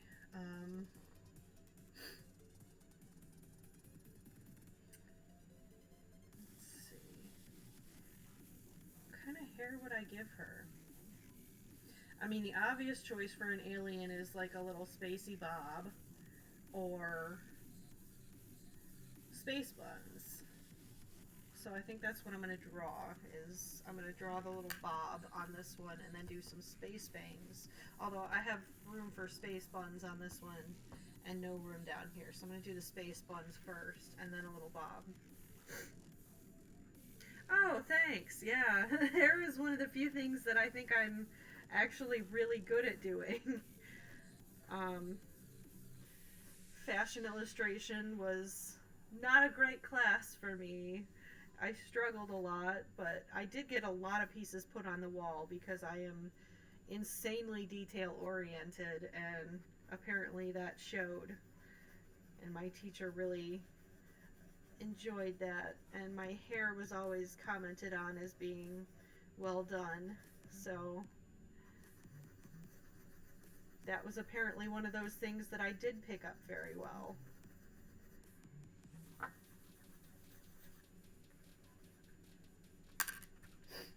Alright, so here's a couple of just little space buns, and I do think I really like that look, but I also want to see what she would look like with just a bob. So there she is with space buns, and I really like that. I think that actually the space buns kind of tone down the menacing look a little bit and give it that sort of cutesy edge. Yeah, I like that look. So I think I'm not going to bother doing all of the detail on the face on this bottom one because I really just want to do another hairstyle.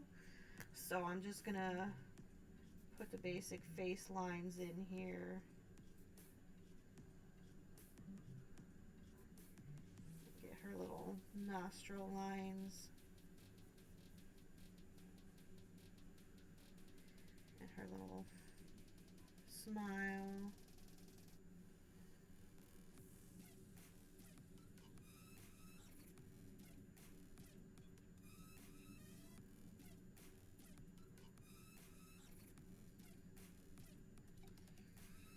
Eyes.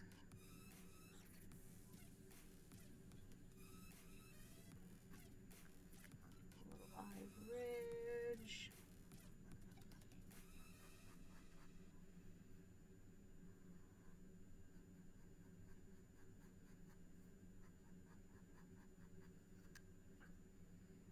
Nose ridge.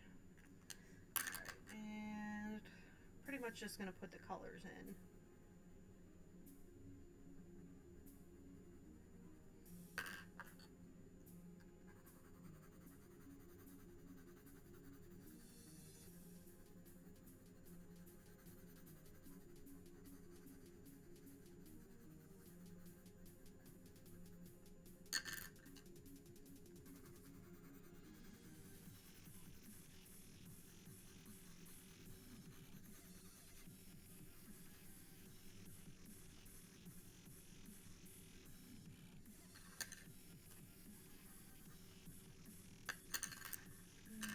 This one.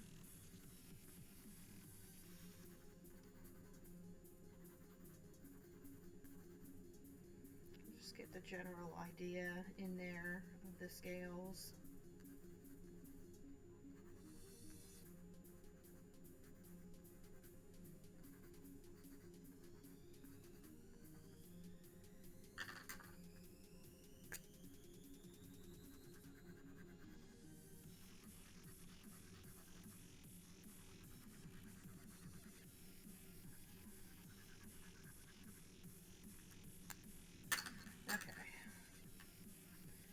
So the other one I want to try is just a cute little bob.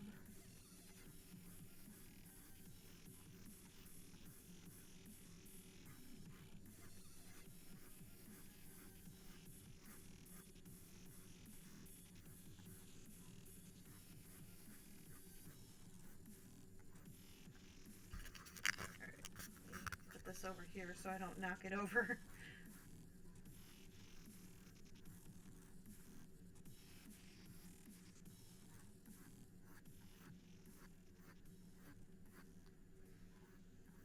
Yeah, so if you want to draw bangs, you pretty much just, you pick where you want your top of your head to be, and you just do curved lines and taper your pressure so that you have more pressure at the top.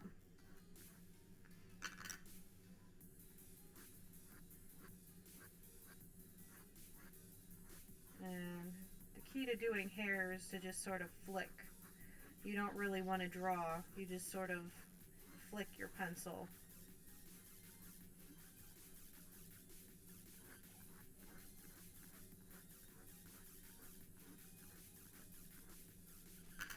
Okay, so I'm going to do a little bob, maybe about that long.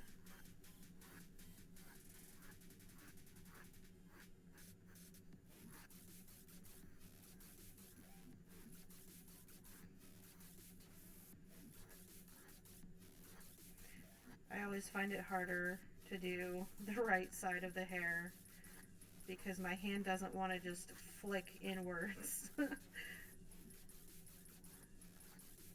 So my left sides usually look a lot nicer.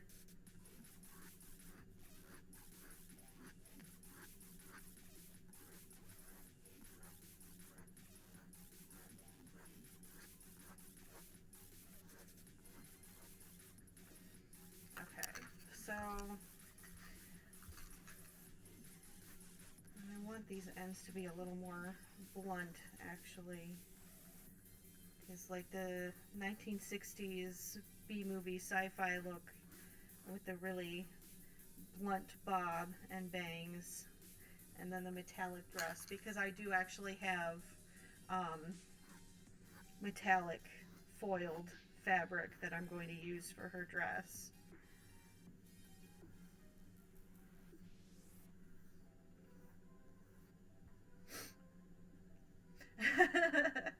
You know, that's honestly, that was the hardest, that was probably the single hardest thing for me to learn when I was doing fashion illustration, is how to taper, because I have always been very heavy-handed.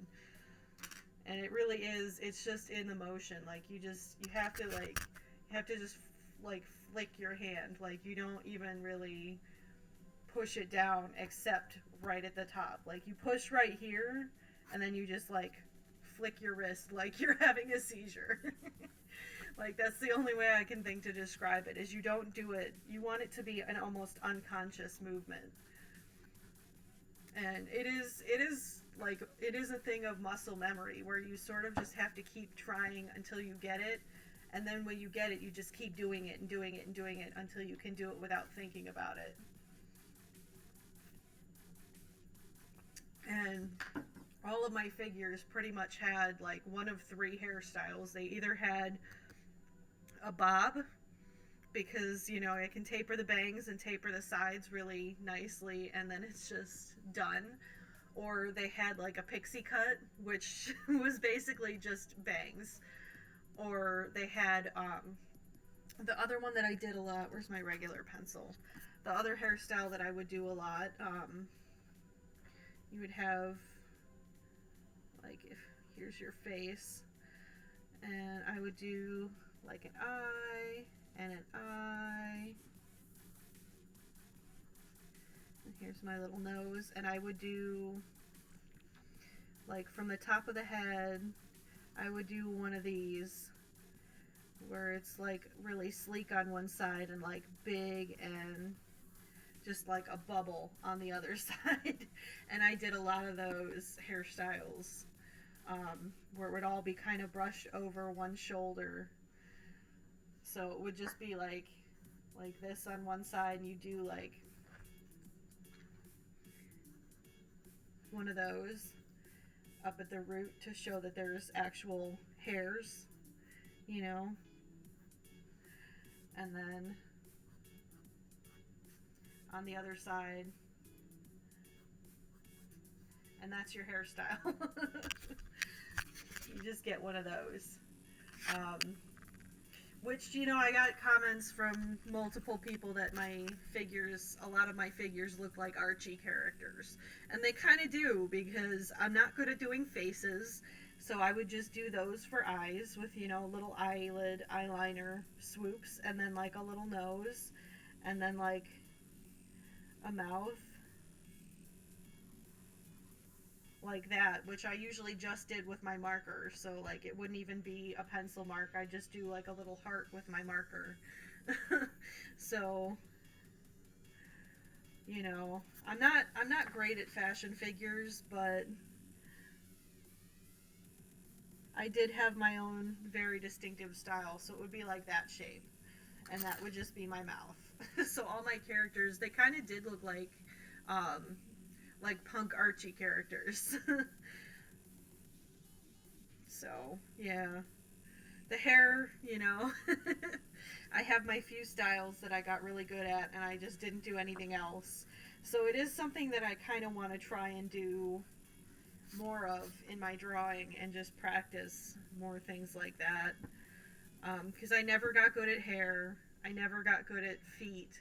I would just do. I actually, um, if if my illustration teacher ever found out I did this, he'd probably be really mad, but I cheated a lot in that class, where I would draw like one really good set of feet, and then I would trace them onto tracing paper, and I'd do like, you know, the pencil lines on the back to make it a transfer, and then I would just use that set of feet that I drew for all of my figures. Any figure that's feet were in that position, I would just transfer those feet and like draw the shoes over them. So I had like a little envelope of tracing paper pieces of feet and hands and faces that I would just continuously transfer onto my illustrations. And technically it wasn't cheating, because I did draw them. Like, they were my drawings, but I only drew them the first time. I just transferred them every time after that.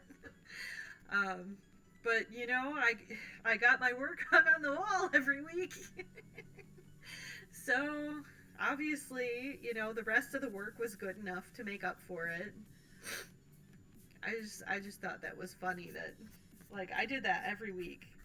Um, because I never got good at doing the things that I thought I wasn't good at. So, like, now that I'm doing art streams, one of the things I want to do is really push myself to try more of those things that I never really tried to get better at. So I want to try and learn more things like that. Like, I bought a couple of drawing books since then, and I'm trying to learn new things. Because I just think it's a good skill to have. And I also think it's just good to make yourself do things that you don't think you're good at every so often. It just makes you, like, re-examine your thought processes about your own skills. And I think that's something that you should be constantly revisiting as any kind of an artist. I just think it's important that you don't get set in your head like, I'm good at this and I'm definitely not good at that, so I'm not going to do that. Because I just think that that's boring, and it's a really good way to get yourself burned out on the things that you do enjoy. Like, I never thought I could put together furniture, and then I bought this kit from my friend Sandra, and I put this whole shelf together. I decorated it with paper. I painted it. Like, I built this, man. I built a shelf. And it looks so cool. And this is going to be in the background of my doll photos now. Like, I love it. And that's something that if I never would have challenged myself, like, I would have just kept believing that I can't do that. And I probably would have ended up paying somebody else a lot of money to do it for me. Because I wanted one. I just didn't think I could make it. So I bought it, and I was like, let me just test your kit for you. I'll let you know from a total beginner standpoint, from somebody who never puts furniture together. I never do things like this. I don't think that I can do it, but I'm gonna try. And I put it together, and I was so proud of myself, because I've never done that before. And, like, I've never carved doll faces before. Like, you know, I've been doing doll repaints for a couple of years, but until I bought my first Blythe doll, like, I had never carved a face before, and now I'm not just carving on them, but like sculpting on them. Like, I did my little bunny girl here. I put little teeth in her mouth. And this is one that I thought I had screwed up permanently. Like, I thought for sure I had ruined this doll, because this was actually the first faceplate that I was trying to carve to get like this kind of a mouth, where it's, you know, slightly open and you have the teeth just peeking out. And I had carved too much, and I thought I had ruined it, and I just, you know, I was going to throw it away, and I told myself, no, I'm going to set it aside, and maybe something will come to me that can fix it. So I realized if I put really big teeth coming out of it, then I could continue to carve too much out of that bottom lip. And it ended up working out perfectly, and now I have this cute little bunny girl that I'm going to make. And this one, too, I thought I screwed up when I was doing the mouth, and I made it crooked, and then I was like, you know what, I'm just going to keep going crooked. I'll give her a crooked smile. So that one worked out pretty well too, I think. Obviously I have to make sure that I can actually paint this before I say that it worked out, but I feel like the carving worked out really well. Like, it's just a matter of, you have to keep challenging yourself and making yourself do things that are scary. Because, like, this shit was scary. Man, let me tell you. These dolls they're kind of expensive. I mean, you can get them cheaply on AliExpress. You can get the fake ones. But they're still like $20 or $30 a doll, which for somebody with my income, that's still kind of an investment. And if you screw one up, that's $20 you just threw away. So it was definitely scary, but I'm glad I did, because I'm really enjoying it, and I have had really, really positive feedback about the dolls that I have finished. So, you know, you have to keep doing stuff. So at some point, maybe I'll get figures that don't look quite so Archie-like, but I'm gonna keep drawing. That was why I bought myself a nice sketchbook, like a proper awesome sketchbook that I can draw in and use markers on and paint on, because I want to get better at this stuff. I don't want to keep telling myself that I can't do it, because obviously I can, you know.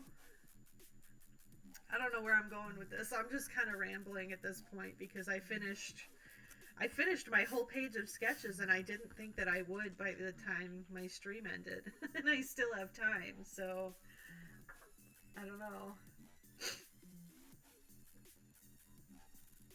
I do have resin I can play with. Because I was going to go for, you know, another half an hour, maybe 40 minutes. I printed off this sheet of eyes from Resin Rapture. And I don't think I can put resin on this kind of paper. I think it has to be like photo paper or cardstock. But I'm really curious to just like drip some resin on here and see what happens. I mean, what's the worst that can happen, right? I make a mess. Yeah, that's like a big part of what stops me, is that it feels like it's not a productive use of my time and my materials to do things that I know I'm not good at. It feels wasteful, and I have to get out of that mindset, because it's enjoyable. And when I still had a therapist, that was something that came up a lot, was that I need outlets for my creative energies that are not just like my usual go-to things, because sometimes I get frustrated with those, and then what do I do? Like, I have no outlet. I have no way to expend that energy that isn't frustrating when I'm in a rut, and I needed to find something else to do. And I think that going back to things that I'm not good at is a good way to do that, because even if I am feeling frustrated, like, what's the worst that happens? I go into it and I think, well, this is going to be terrible. And if it's terrible, then I can at least laugh at it and go, yep, that was terrible. So, I'm trying to be better about that now. Do more of that. I think I am going to see what happens if I put resin on this paper.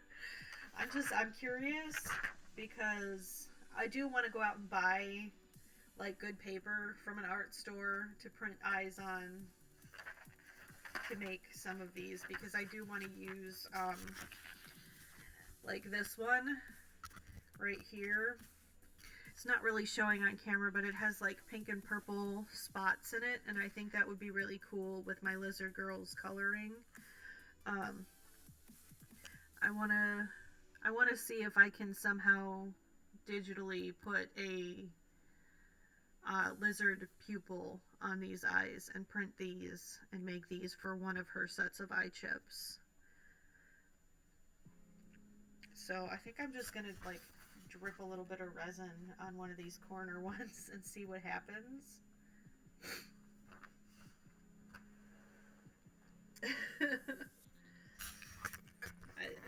It's a little scary because this is not really how resin is supposed to work, but I'm going to try it anyway. So, put my light here.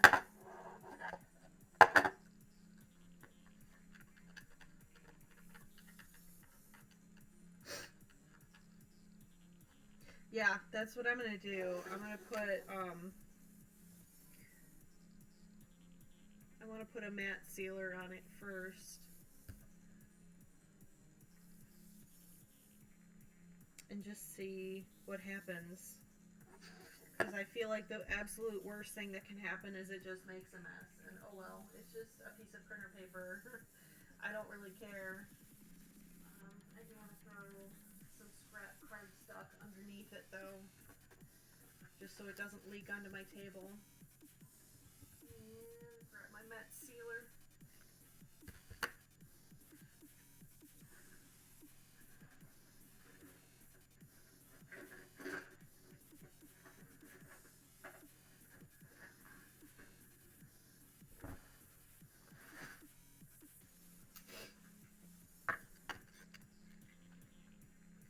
I'm just being super lazy and rolling around today.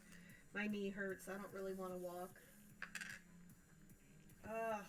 This is one of the things that's on my list to buy when I go craft shopping, because I open my sealer and every time it's just a fucking mess. Oh my god. It's just because it's old.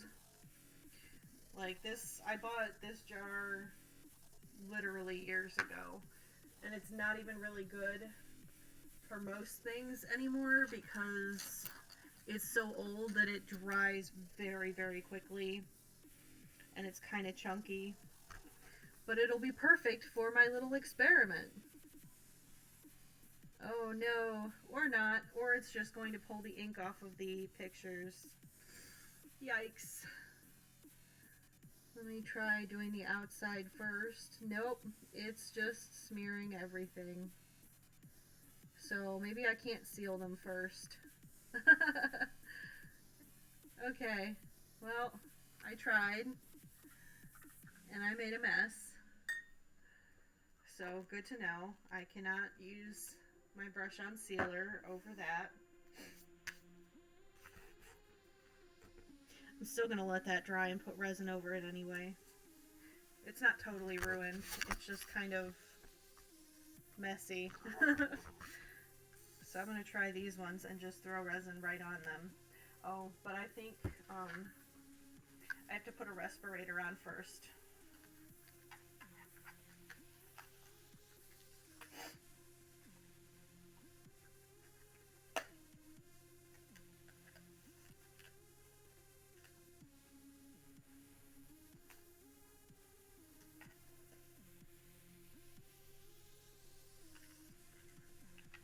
Okay, now I have my plague mask on. I don't know if it's even going to pick up my voice. Alright, bye Casey. Thanks for watching. Let's see how this goes. I'll just put a little drip on here.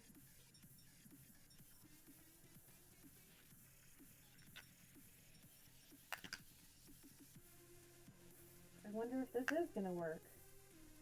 Because it's not spreading as much as I was thinking it might. I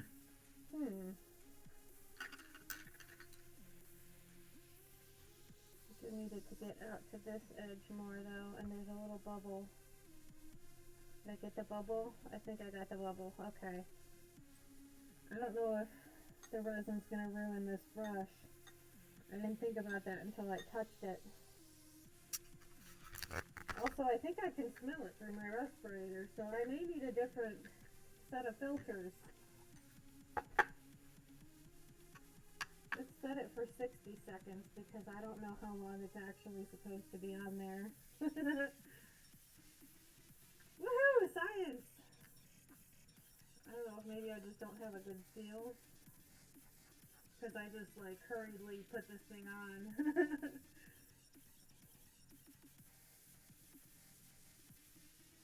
I think that's what it is. I just didn't have a good feel because I don't smell it now.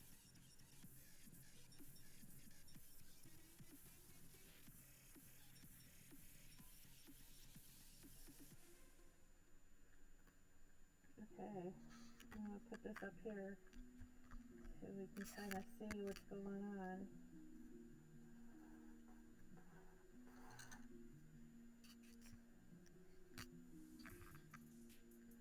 This is an interesting little experiment.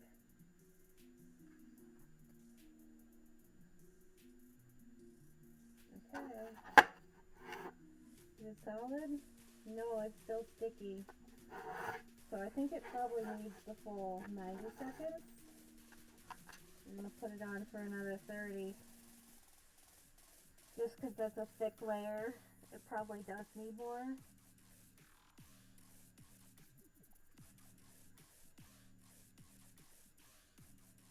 It also has like a weird little dark streak in it.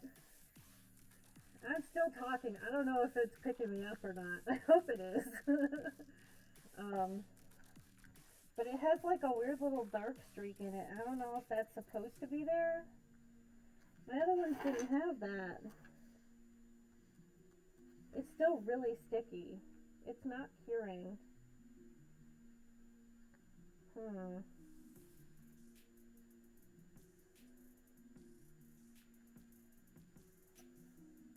don't know. Let's see if maybe it's a problem with the paper.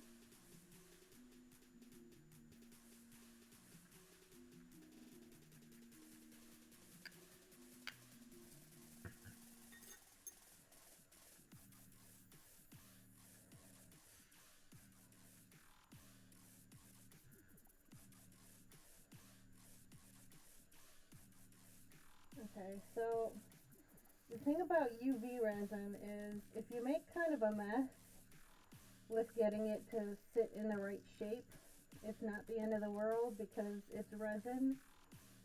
You can cut it to shape, but UV resin starts curing the second it's out of the bottle. So if it spreads really bad, you have to fix it very quickly, otherwise it turns gluey. I hope this isn't ruining my brush. But my brushes are cheap.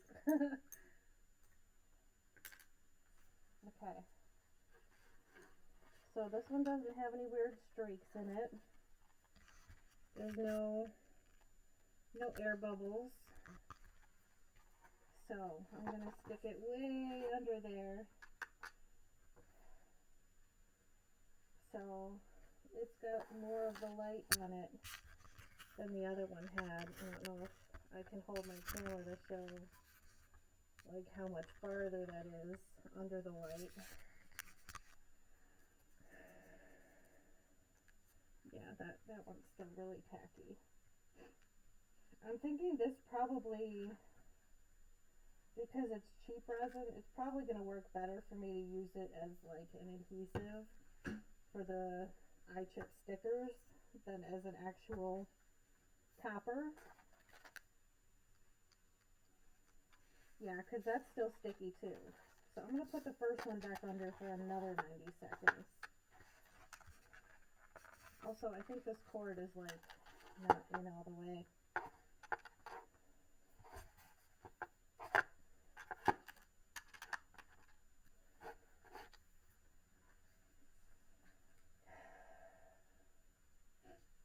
I feel weird trying to do a stream with a respirator on. But like the resin fumes are supposed to be pretty toxic until they're solidified, so I'm not taking any chances.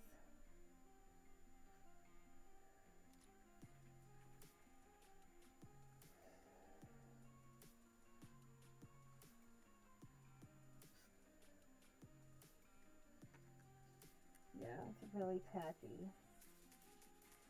But it's not like seeping through the paper. So I kind of feel like I probably could just print off eyes and put resin on them and then put the resin stickers on top. I feel like that would probably work. Huh. Neat.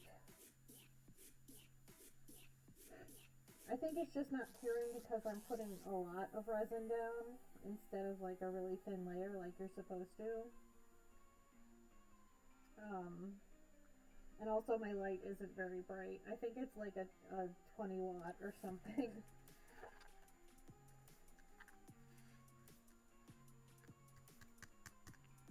Okay, so I mean it's kind of solid-ish. Let me try this other one because I put less resin on this one. Put that one back under for another 90 seconds.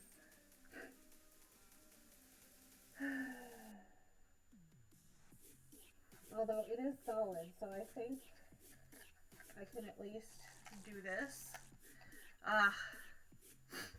Yeah, I got this cool respirator because I get a little claustrophobic in here, and it has this little lever that it's like a quick release. Yeah, I can't smell the resin, so I think I'm good. Yeah, so it's like a quick release. So you just pull the little lever up and it like slides off and you can breathe. And then when you want to put it back on, you pull it back down and it goes right back on.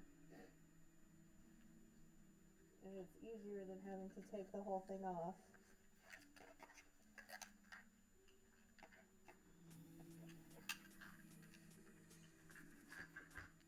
Especially if you're wrestling with glasses and headphones as well.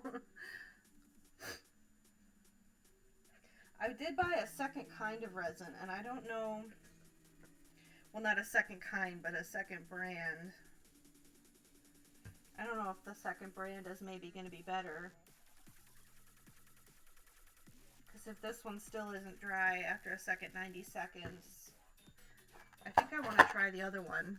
Now that I know that this does kind of work, I'm going to grab my other bottle.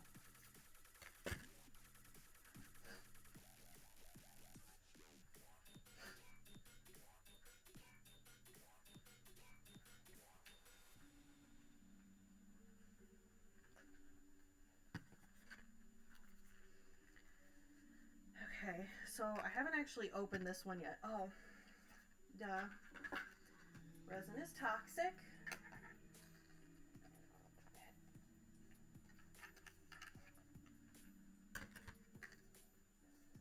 Get a good seal this time.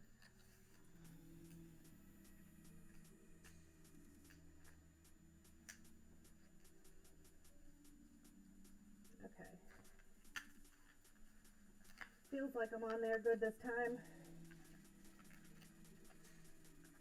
My little microphone thing doesn't really fit though. Okay, so this one I haven't opened yet. but because this is still kind of sticky, I'm just curious if this one works better. So, yeah, napkin. Uh-oh, that was a little messy. I don't want to resin my scissors together. These were my old fabric scissors, and then I did a stupid thing and tried to sharpen them myself, and now there's a burr in the middle. So now they're my junk scissors. Who hasn't done that, right? Okay. I'm going to try doing this other one.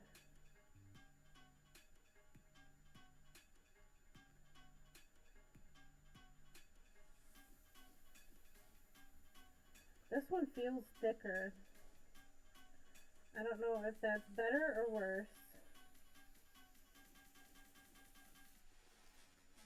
We got little bubbles. Well, I guess I'm not actually planning on using these, so I'm not going to worry about the bubbles. I just want to see how it actually works. So I'm going to put it on for 90 seconds. And you can watch my timer with me. Well, you could if I could, I'm still just playing with resin, so it's okay. Just hoping that I'm actually picking up my audio, because it's really weird trying to talk through a respirator.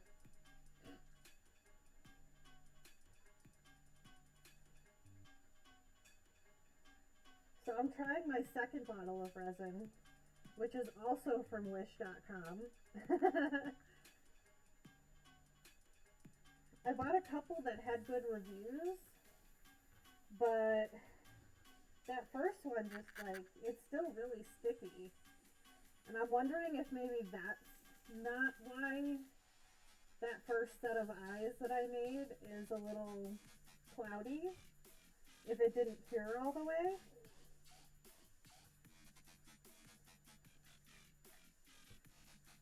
So I want to see if this one's any better. And out of the bottle it feels thicker, so I'm not sure if thicker is better or worse. I guess we'll find out. Okay. So let's see. Still sticky.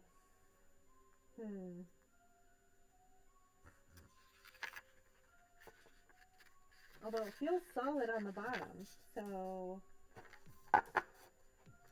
whereas the other one feels almost flexible still. So I'm going to put it back in for another 90 seconds, because maybe it just needs a couple of minutes. And see what happens this time.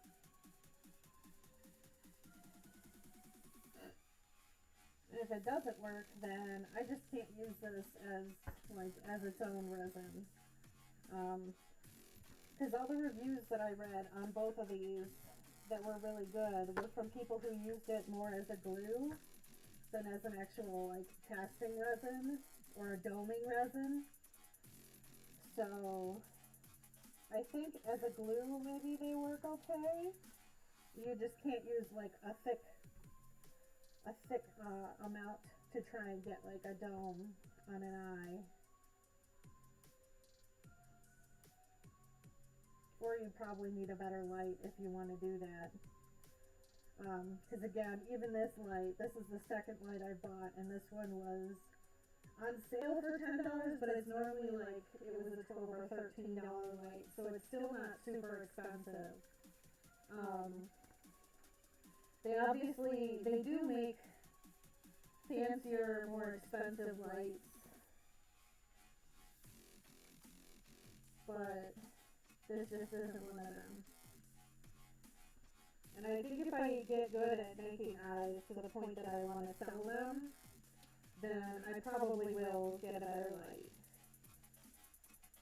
I want to get a UV flashlight so I can take pictures of some of my black light painted items.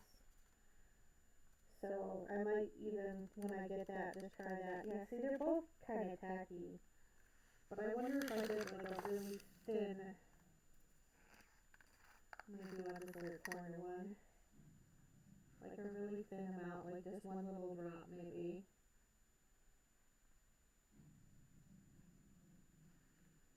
If I could get that to cure.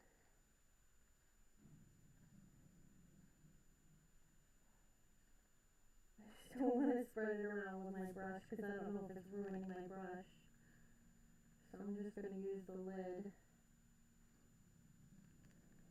And just try not to drip any extra out. Because I want to make this as thin as possible. Because I think that what's probably happening is that the resin that I have on here is just too thick. So, oh, Casey, that would be perfect. Thank you. The cord.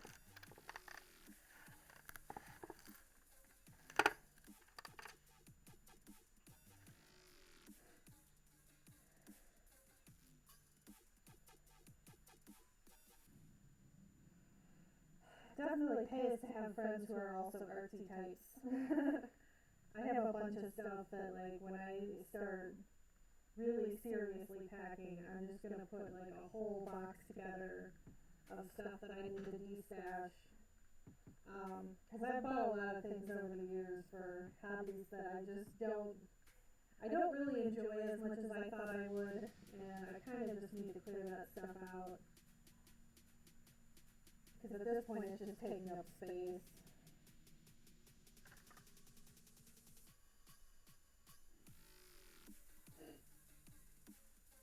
But it's hard because I'm a craft hoarder, and I'm one of those that, like, the second I get rid of something, I know I'm going to come up with a use for it, and then I won't have it anymore. So it's kind of hard to let things like that go. But I'm thinking what I'm going to do is put a box together and just do like a couple of giveaways, like on my Instagram, probably, maybe, well, probably not on TikTok, because I keep hearing that the second any TikTok account does a giveaway, like they start getting scam people copying their account. And I don't use TikTok enough to be on that, so like, I don't want that to happen and have to worry about trying to track those people down when I only use TikTok like a couple of times a week, if that. Okay, so that's still pretty sticky. So I don't like the second one, I think. I think these are probably better to adhere the chips onto the paper than to actually use as a proper resin. At least until I get a better light, because they don't want to cure. They're still sticky. And I probably, now that I have been touching them, I just realized resin's probably toxic to your skin too, huh? Oops. It's okay, it's science. But it didn't ruin the paper, like it didn't blur the ink or anything, and it didn't like horribly bleed through the other side. So I don't know, maybe I won't buy like the fancy art paper to print on, at least not at first, because it seems like I don't need it. Although they're not as bright as they were before I put the resin on them, so maybe the better paper wouldn't get dark like that. I don't know.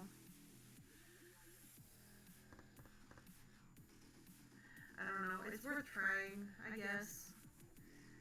It's not like paper is super expensive. I just want to get like a really lightweight cardstock, because that's what I used for the other eye chips that worked really well. So I know I can use that to like paint on and put the stickers on. Because I don't want to do too many like this. I like the ones that I made with the stickers on them. I feel like they're a little more unique. Like, there's a lot of the people that make eyes like this and do it really, really well. Like Blythe Co. I buy most of my realistic eyes from Casey at Blythe Co. because her eyes are so nice, and like I would never even try to compete with her because mine just aren't going to be that good. But I think that there aren't a whole lot of people that make them with like the little stickers and the designs that do them super well. So if I do that, my dolls will stand out a little bit. Leave this off.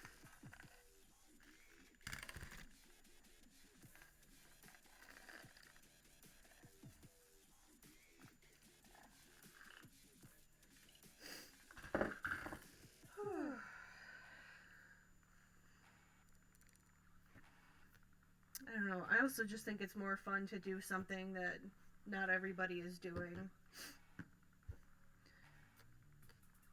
But here's my science experiment. It's sticky. They're still sticky. And they did kind of bow at the bottom a little bit. So I think probably this paper, I don't think I do want to use this paper. I want to get good paper when I go art supply shopping.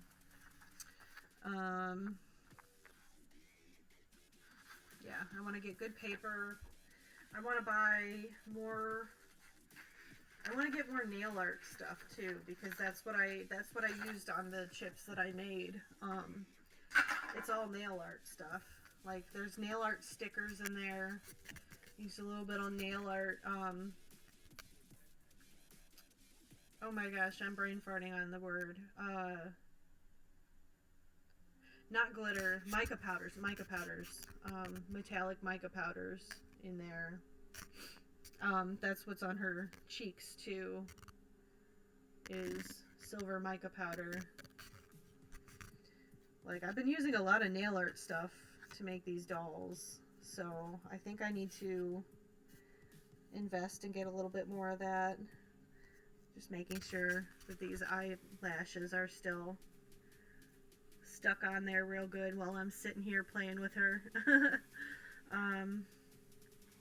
But yeah, like these little stickers were like the greatest investment. I think I paid like $4 and I got so many sheets of them, and I'm definitely gonna rebuy the same set first of all because I want more of these cupcakes and lollipops and stuff, but I'm gonna buy more of those to work with because I really like how they came out for the eye chips.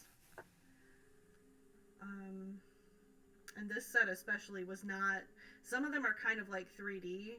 This set was more flat, which the resin seemed to stick to better other than on this pair that I messed up because I nudged them while I was sliding them under the light and they moved a little bit.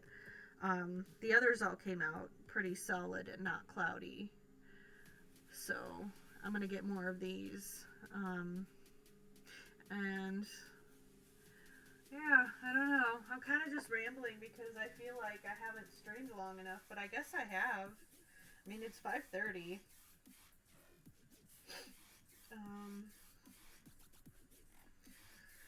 Yeah, so I think that's going to be it for today. Trying to unplug my light. There we go. Let's see. Thursday,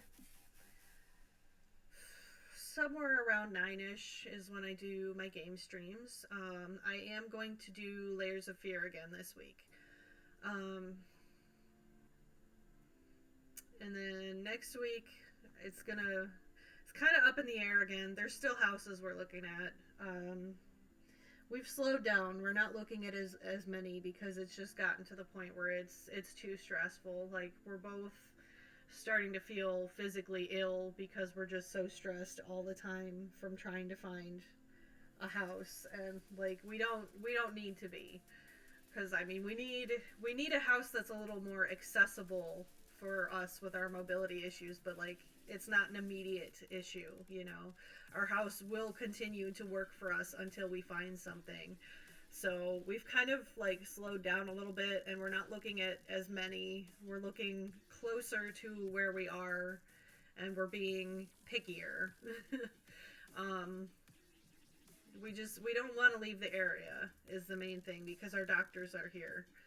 So we're looking closer to home. And, you know, a few actually did come up that are either available now or will be available next week that are very close to my current house. So, basically, it's going to depend on when we can get into those as to when I do my art stream, just because the art stream is my daytime stream, and sometimes, you know, we don't get back from houses until like 12 or 1 o'clock. And I don't really want to be scrambling to do an art stream if I've been out looking at houses all morning, you know. So more than likely it'll be next Tuesday. Schedule still says 2:30, even though this is the first time I actually started at 2:30. But yeah, it'll be whatever I have ready to go at the time. I may do resin eyes. Because I have more of the little eye chip stickers to go on top coming in the mail. So I know that I can make the eyes with those already.